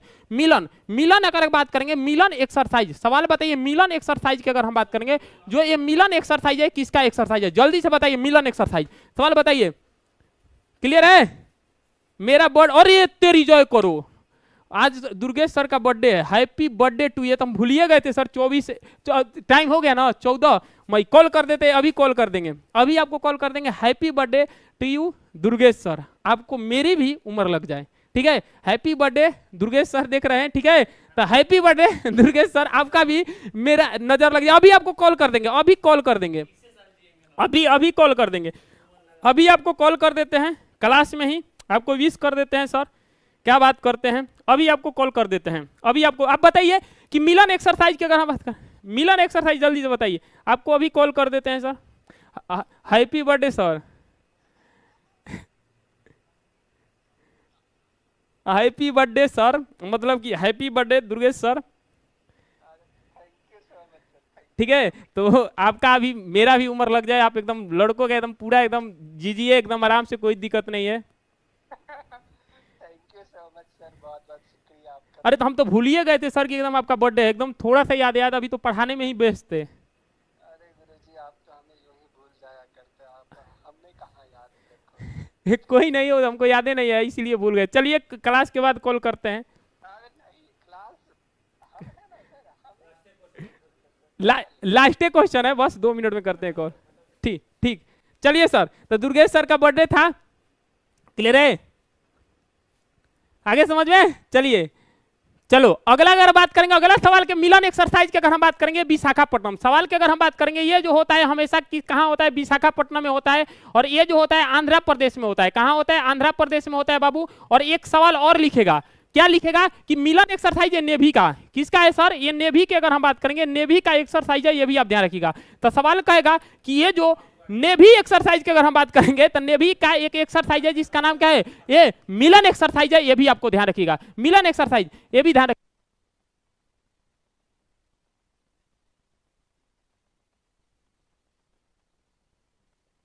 सवाल कहेगा कॉम्बेक्स एक्सरसाइज की अगर हम बात करेंगे कि कॉम्बेक्स एक्सरसाइज ये किसके किसके बीच हो जाए? जल्दी से बताइए, कॉम्बेक्स एक्सरसाइज किसके किसके बीच, भारत और किसके बीच होता है? जल्दी से बताइए, जल्दी बताइए। अरे हाँ, कॉम्बेक्स एक्सरसाइज, जल्दी से बताइए। सर हैप्पी बर्थडे, प्रणाम, खुश रहिए बाबू।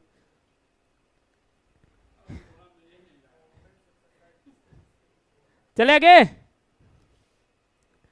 चलो मिलन एक्सरसाइज ध्यान रखिए। नेवी का आपको पता होगा कि 4 दिसंबर को अगर हम बात करेंगे तो ये नेवी दिवस मनाते हैं। क्या मनाते हैं? नेवी दिवस। ध्यान रखिए क्या है? नेवी दिवस के अगर हम नेवी दिवस ध्यान रखिएगा 4 दिसंबर को।